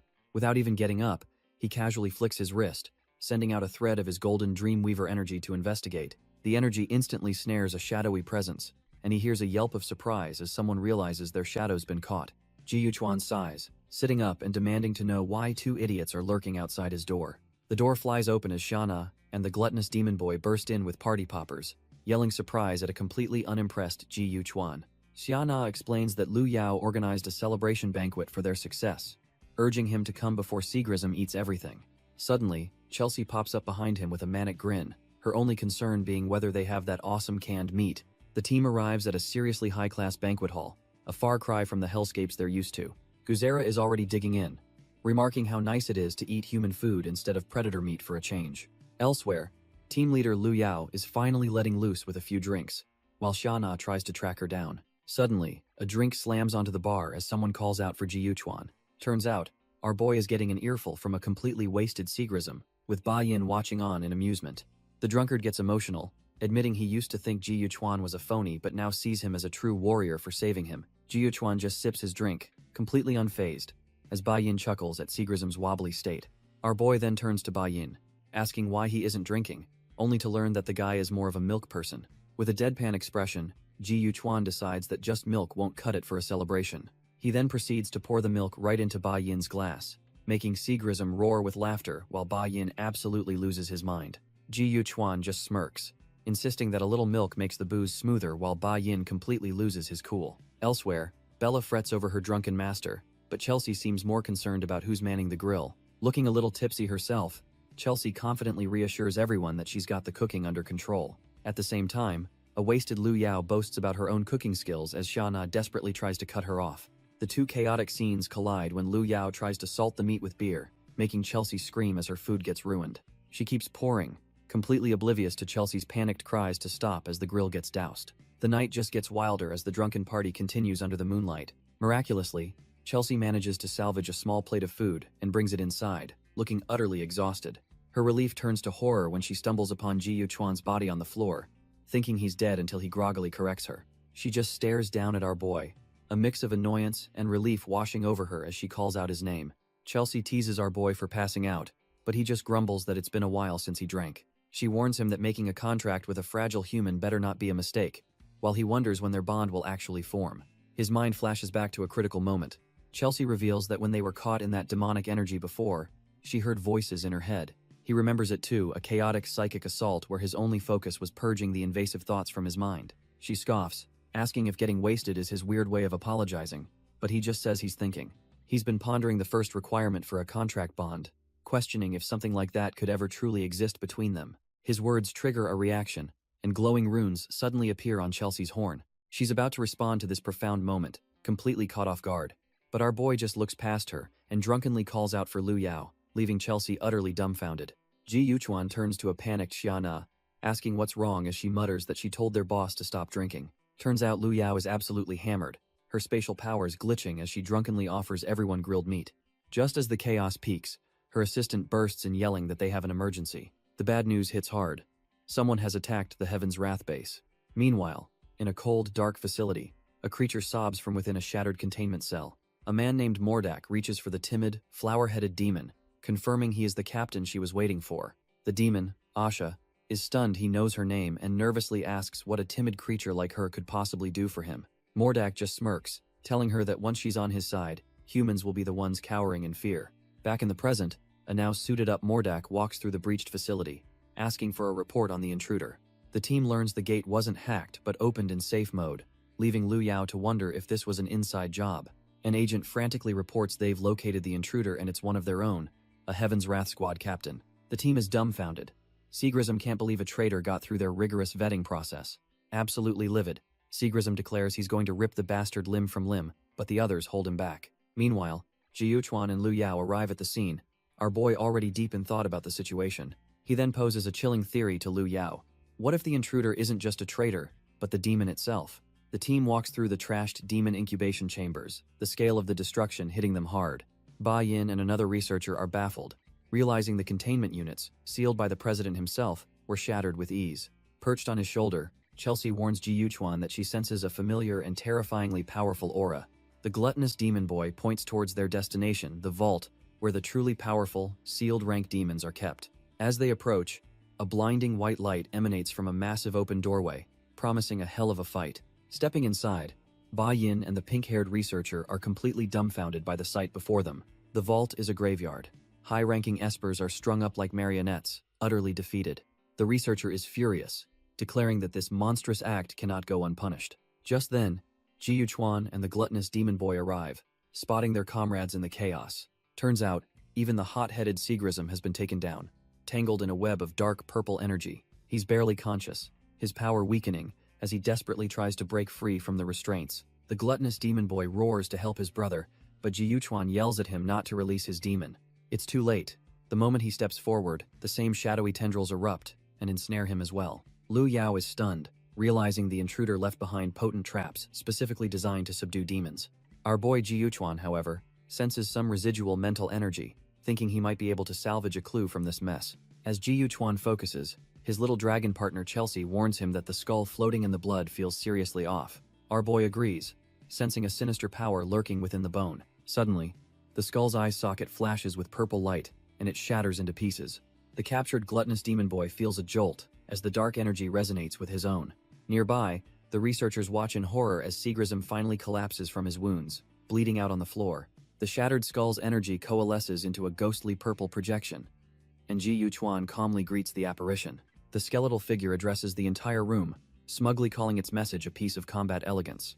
It then drops an absolute bombshell. Its master will launch a full-scale assault on the city at dawn tomorrow. Seagrism and the others are left completely dumbfounded, unable to process the threat. Even Lu Yao is frozen in shock, realizing they have mere hours before their city is purged. The purple skull then offers a twisted alternative. The assault will be postponed if Chelsea agrees to meet its master at a place called Lost Paradise. Jiuchuan turns to Chelsea, who admits she feels a strange familiarity with the enemy's attacks, and warns that their entire squad would be no match for him. Our boy is taken aback. It's rare to see the Demon Queen so serious, which means this threat is the real deal. Meanwhile, Lu Yao has had enough of this trash talk, and orders Xiana to shut the projection down immediately. With a swift slice of her shadow power, Xiana cuts the ghostly messenger off mid-sentence, shattering the purple energy. Lu Yao doesn't waste a second, issuing a citywide level 1 alert and authorizing lethal force, even greenlighting the use of their ultimate Heaven's Wrath weaponry. Her team is stunned by the extreme order, questioning if they're really going to war over what might be just one demon. But Lu Yao is resolute, reminding them that their strongest agents barely survived this guy's traps, and that he now controls the cowardly demon, a terrifying wildcard. Back with our crew, Guzera asks Jiuchuan if there's another option, completely lost on what to do next. Jiuchuan just smirks, revealing his insane plan. He's actually considering sending Chelsea to the rendezvous. The team immediately freaks out, with Seagrism and Ba Yin arguing that it's a blatant trap and they can't just sacrifice one of their own. Lu Yao and the others are cut from the same cloth, pointing out the enemy is clearly trying to force their hand to get Chelsea. But our boy Jiuchuan, with a quiet Chelsea on his shoulder, just tells everyone to stop debating. His mind is already made up. He confirms their worst fears, announcing that he and Chelsea have decided to go to the meeting point and walk right into the lion's den. His entire crew is left completely dumbfounded, unable to believe he's actually considering such a reckless, trash-tier plan. Jiuchuan begins to walk away, telling them to stay calm because this is his and Chelsea's fight, and they were just dragged into it. Seagrism isn't having any of that nonsense. roaring that there's no way in hell he's letting our boy go face this threat alone. Just then, Lu Yao's earpiece crackles to life with an urgent incoming transmission. A powerful voice on the other end, who she calls the president, demands to know where Ji Yuchuan is, and orders her to bring him back immediately. Lu Yao is stunned into silence as the president drops a bombshell. Ji Yuchuan is the very person they've been looking for all along. The scene cuts to the Santenberg Alliance president's office, where a serious meeting is underway. The president grills Lu Yao, questioning how she, of all people, could let Ji Yuchuan walk into this mess alone. Lu Yao tries to take the blame but shifts focus to the intruder, but the president cuts her off, saying he's already been briefed. He mentions that their ultimate weapon, Heaven's Wrath, is off the table, then reveals he called her for a far more critical reason. The president pulls up the latest research from the doctor, leaving Lu Yao completely speechless. It's a DNA comparison showing that our boy Ji Yuchuan is genetically closer to the first predators than to humans. Lu Yao is in total disbelief, arguing that the predators appeared decades ago when Ji Yuchuan was just a baby. But the president shuts her down, stating the research is solid, and cryptically hoping Ji Yuchuan can bring hope to the world. A horrifying thought suddenly strikes Lu Yao, as she realizes the intruder might be after Ji Yuchuan specifically. The president confirms her fears, noting that, while the research was top secret, she's always had her own suspicions about Chelsea's true origins. The president hands Lu Yao a last resort weapon, warning her to use it if Chelsea ever becomes a threat to Ji Yuchuan. Lu Yao is stunned as she examines the glowing purple crystal in her hand. Turns out, it's the newly tested space-time demonic hammer, a monster of a weapon capable of severing a demonic contract. The president explains that even if our boy hasn't mastered his bond, this one-time use item is their only insurance policy. He places a hand on her shoulder, telling her to be careful and that he trusts her completely. In a rare moment of vulnerability, he reminds her that while her mother's dying wish was important, she, his daughter, is far more so. The scene shifts to a massive Gothic castle in the Westlands, surrounded by a sea of roses under a full moon.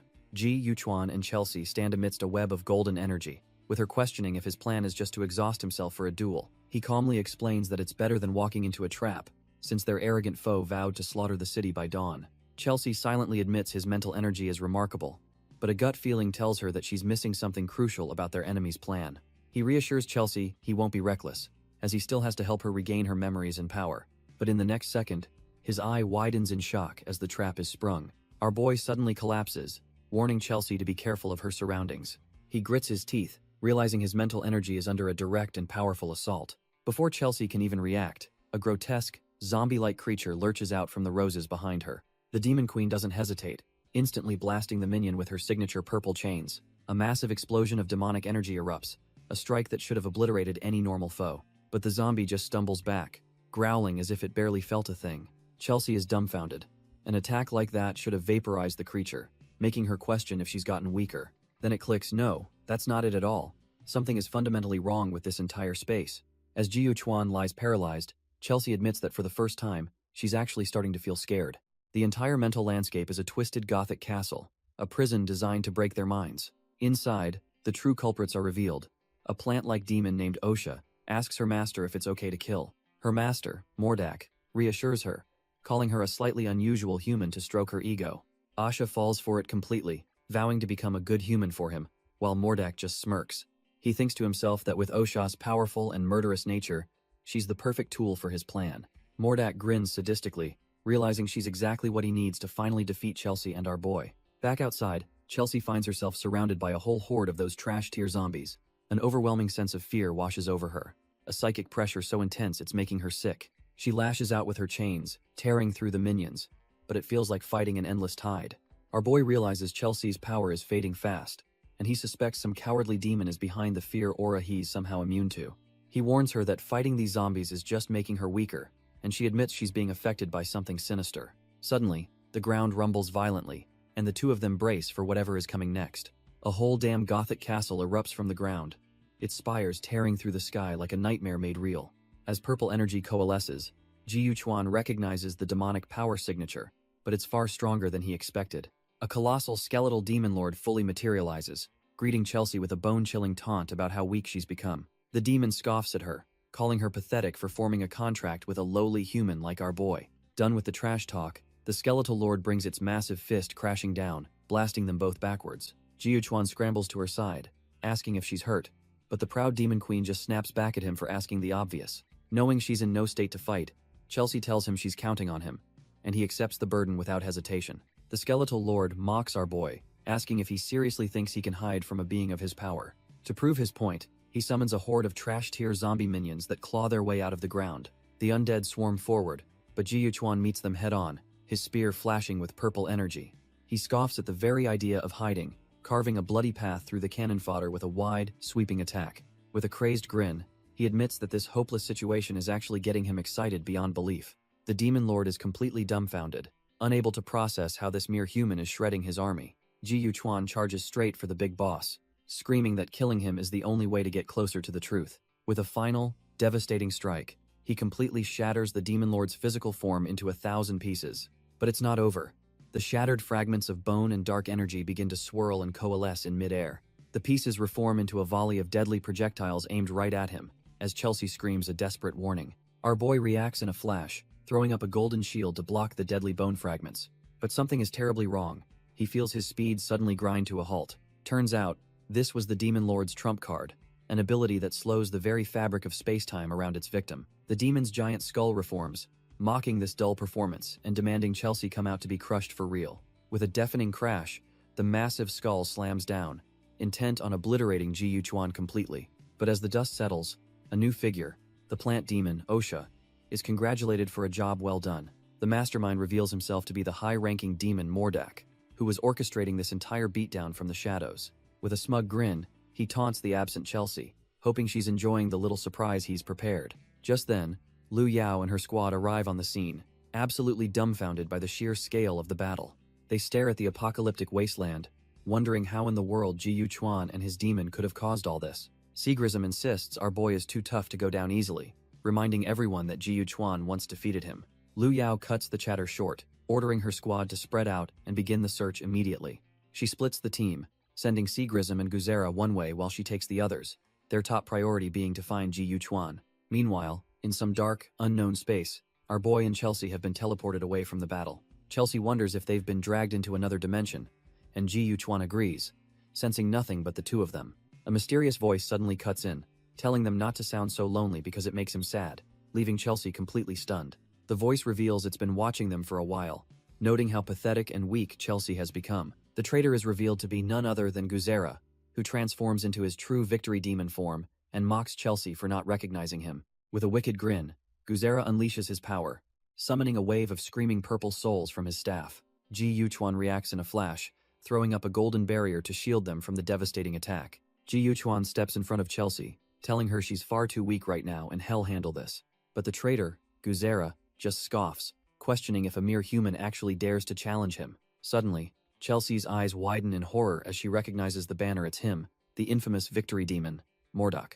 Mordak grins, pleased that she finally remembers him, and channels a storm of purple lightning into his spear. He thrusts his weapon forward, but it smashes against Ji Yuchuan's golden barrier in a blinding explosion. Our boy quickly checks on Chelsea, who insists she's fine despite the overwhelming power they just faced. Floating above, Mordak mocks them, asking if dodging is the only pathetic trick they have left. He sneers, comparing them to insects as he unleashes another torrent of chaotic energy. Ji Yuchuan expertly weaves through the barrage, deploying multiple defensive shields to parry the attacks. But Mordak instantly appears before him, cutting off his escape and asking where he thinks he's going. Ji Yuchuan throws up a golden barrier, barely holding back Mordak's devastating purple energy blast. Seeing an opening, our boy yells for Chelsea to act now, and she immediately unleashes her binding chains. But Mordak just scoffs, completely unfazed as the chains wrap around him, asking if they really think this trash-tier move can stop him. Ji Yuchuan notices something strange. The numbers on Mordak's weapon are changing, and he suspects it's somehow related to the damage. Suddenly, they're both bleeding, and Chelsea is dumbfounded, asking how they got hurt when Ji Yuchuan knows he blocked the attack perfectly. Mordak just smirks, telling them he knew from the start that this fight was destined to end in their defeat. He unleashes a storm of energy blades, taunting the former #1 demon not to lose too disgracefully.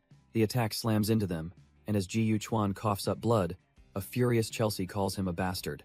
Fueled by rage, she roars that former or not, she still has more than enough power to crush him. Mordak just laughs maniacally as the number on his banner changes to 8, sadistically wondering how long it will take for Chelsea to finally break. Chelsea is dumbfounded as she gets hit yet again, realizing her own power is being used against her. She warns Ji Yuchuan that the entire space is reflecting their attacks, and our boy confirms it, adding that Mordak is getting stronger with every tick of that cursed weapon.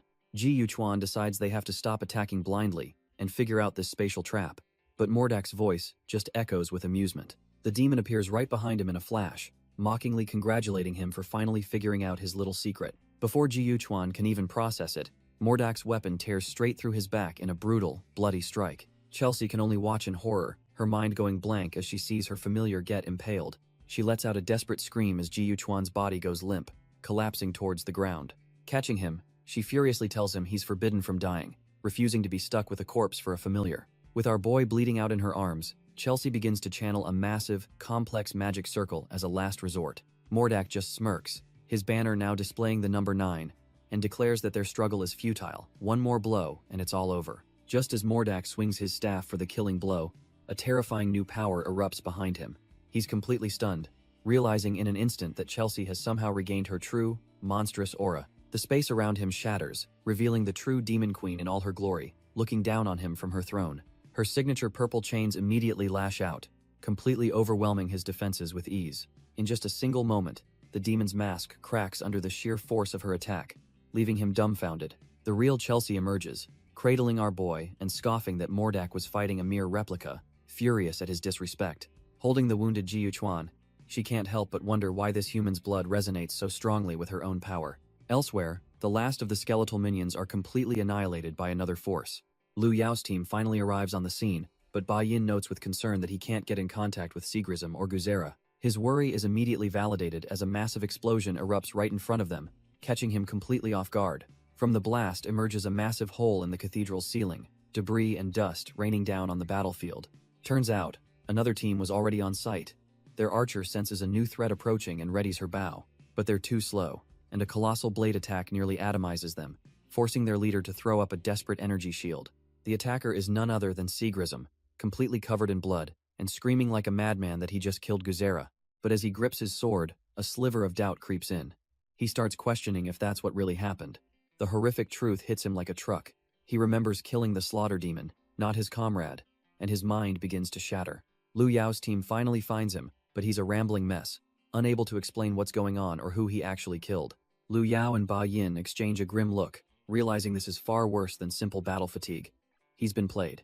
Ba Yin grabs the hysterical Sigrism, using his own energy to try and stabilize him, urging him to remember the details of the enemy's trick. It's no use.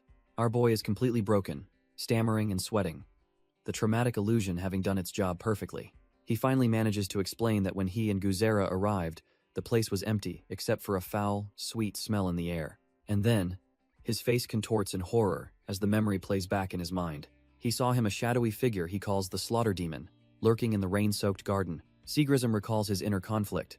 He felt he had his powers under control, but some instinct screamed at him to back down. In the heat of the moment, he ignored it and attacked, and when the dust settled, he was covered in blood. The gut-wrenching truth hits him again. He saw his own sword plunge deep into Guzera's chest, but Ba Yin calmly explains that it was likely an illusion, as they've searched the entire castle and found nothing matching his description. He then gives our boy a sliver of hope, revealing Guzera's signal was lost but hasn't disappeared, meaning he might still be alive. With new resolve, Lu Yao takes charge, ordering Xiana and Sigrism to find Guzera, while she and Ba Yin continue the search for Ji Yuchuan. Their new mission takes them deeper into the castle, towards a grand, empty hall bathed in eerie light. Meanwhile, in another part of the castle, Ji Yuchuan's eyes snap open. He's completely dumbfounded, realizing the fatal wound that should have killed him has completely vanished. Before he can even process this miracle, glowing purple chains erupt from nowhere and bind him tight. And who should appear but the Demon Queen Chelsea, who scoffs at the audacity of a mere human questioning her. She grabs his chin, forcing him to look at her as she demands answers. Chelsea needs to know who he truly is, and why his blood has the bizarre effect of enhancing demonic power. Our boy just smirks, telling her that he's just as much in the dark about his own nature as she is. A slow, dangerous smile spreads across Chelsea's face as she realizes she no longer needs to hunt the other ranked demons. She whispers that perhaps by draining him dry, she can reclaim all her power and lost memories. Ji Yuchuan tries to play it cool, insisting she wouldn't do that. But the sweat on his brow tells a different story. Chelsea asks if he really trusts her that much, but our boy clarifies it's not the rank 1 demon he trusts. He explains his faith is in the Chelsea who forged a contract with him, the one he considers a comrade. His words hit their mark, and the purple chains binding him instantly shatter and whip away. Suddenly, Chelsea cries out in shock as she feels her own power rapidly fading from her body. Ji Yuchuan smirks, realizing the power-up from his blood was temporary, and teases that he prefers her this way.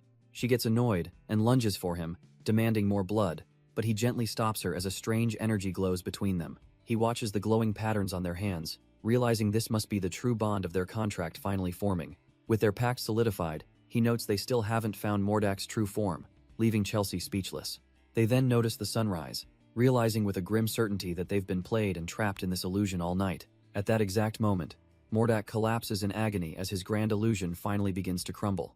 As the illusion shatters, a weakened Mordak reassures his subordinate Osha that he's all right, though he's clearly shaken. He clutches his throat, realizing with dread that Chelsea's power surge was real, making him question if Ji Yuchuan played him for a fool. Meanwhile, in a grotesque, slime-covered cathedral, Lu Yao and Ba Yin have finally tracked down Mordak's real-world hideout.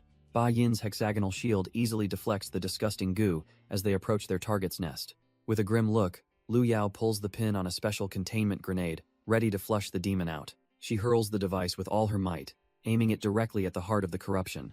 The grenade detonates, unleashing a massive cloud of purifying gas that fills the entire chamber. Through the swirling mist, a lone, shadowy red figure is revealed, its cover completely blown. Lu Yao wastes no time, shouting for Ba Yin to get ready for a fight now that their real enemy is exposed. But before they can even make a move, a vicious slash of purple energy rips through the gas. Ba Yin screams for his boss to get down, throwing up a defensive barrier in the nick of time. The psychic blast slams into his shield, erupting in a blinding explosion of power. Coughing, Lu Yao tries to get her bearings, the air thick with smoke and residual energy. From the shadows, Mordak emerges in a new, monstrous form, wondering what kind of psychic power is this intense. But Ba Yin recognizes that energy signature anywhere he realizes with a shock that it's none other than Ji Yuchuan. And right on cue, our boy strolls out of the smoke, a terrifying demonic aura flaring behind him like a god of death. He just smirks at the chaos, looking completely unimpressed by the whole situation. With a casual flick of his scythe, he asks if their welcome had to be quite so explosive. Ji Yuchuan is silently impressed, realizing Ba Yin was hiding his true strength, while also feeling his own power surge from his new contract. Ba Yin adjusts his glasses, noting that not only did our boy master the contract, but he also possesses demonic power, just as their informant warned. Ji Yuchuan casually explains that the Mordak they just fought was nothing but a clone, and the real deal is nowhere to be found. Lu Yao is dumbfounded, unable to process that the infamous 9th-ranked demon Mordak actually showed up here. Our boy continues, deducing that a victory demon like him wouldn't send a mere clone without a much bigger, more sinister plan in motion. The gears in Lu Yao's head start turning as she pieces together the clone's appearance with a potential battle plan. It all clicks in a moment of horror. She realizes Santenberg must be the real target and immediately rips open a spatial gate, but her portal shatters into a million crystalline shards. She's horrified to find her Esper abilities have been completely sealed off. Meanwhile, Ji Yuchuan has already found the culprit, calmly pointing out that a strange substance on the wall is blocking their powers. Touching the slimy wall, our boy calmly deduces the horrifying truth. They're trapped inside a creature's stomach. Meanwhile, Mordak is seen scrambling away from a pool of the same disgusting green goop. Turns out, he was just spat out by his own familiar, a colossal worm-like beast named Lost. Mordak is absolutely livid, insulted that his own creation would spit him out for tasting bad. But then it hits him, the entire castle is the familiar's transformed body, and his allies are still trapped inside. He unleashes his own demonic power, lashing out at the giant beast with corrosive tendrils. Frustratingly, his external attacks are useless. He realizes the only way to win is if someone attacks it from within. As if on cue, the familiar lets out a blood-curdling scream as purple chains burst out from its throat. Mordak is left completely dumbfounded, wondering who the hell is inside his pet causing all this chaos. Suddenly, the familiar's body rips open, spitting out Seagrism and his pink-haired colleague. The pink-haired demon is just relieved to see Mordak alive, congratulating him on a job well done. Mordak, covered in slime, goes for a dramatic reunion hug, but she shoves him away, telling him he stinks. She thanks him, explaining that if it weren't for him, she and Seagrism would still be trapped in an illusion. Mordak is completely lost, asking if they were the ones who attacked the beast from the inside. She shakes her head, revealing the true hero of the hour was none other than Ji Yuchuan. Turns out, our boy knew the creature's guts were its weak point and waited for the perfect moment to strike, forcing it to vomit everyone out. Seagrism just laughs, proud of his rival's big brain play, as his sentient weapon Bella appears to clean him up. But Ji Yuchuan cuts the celebration short, reminding them that Mordak is still out there, and his little demon queen is ready to tear him to shreds. Meanwhile, in a desolate wasteland, the plant demon Osha seems to be having second thoughts about their plan. But a mysterious, elf-like demon lord reassures her, telling her she's absolutely doing the right thing. With a sinister smile, he reveals his true goal: to transform this entire area into a paradise for demons. The scene cuts to a shadowy figure, who smugly thinks that his messenger should have already delivered his twisted proposal. The demon lord then lays out the sick ultimatum he's given the humans. Will they sacrifice themselves? Or will they sacrifice these poor souls? He then unleashes his pawns, a massive horde of zombie-like civilians, marching toward their doom.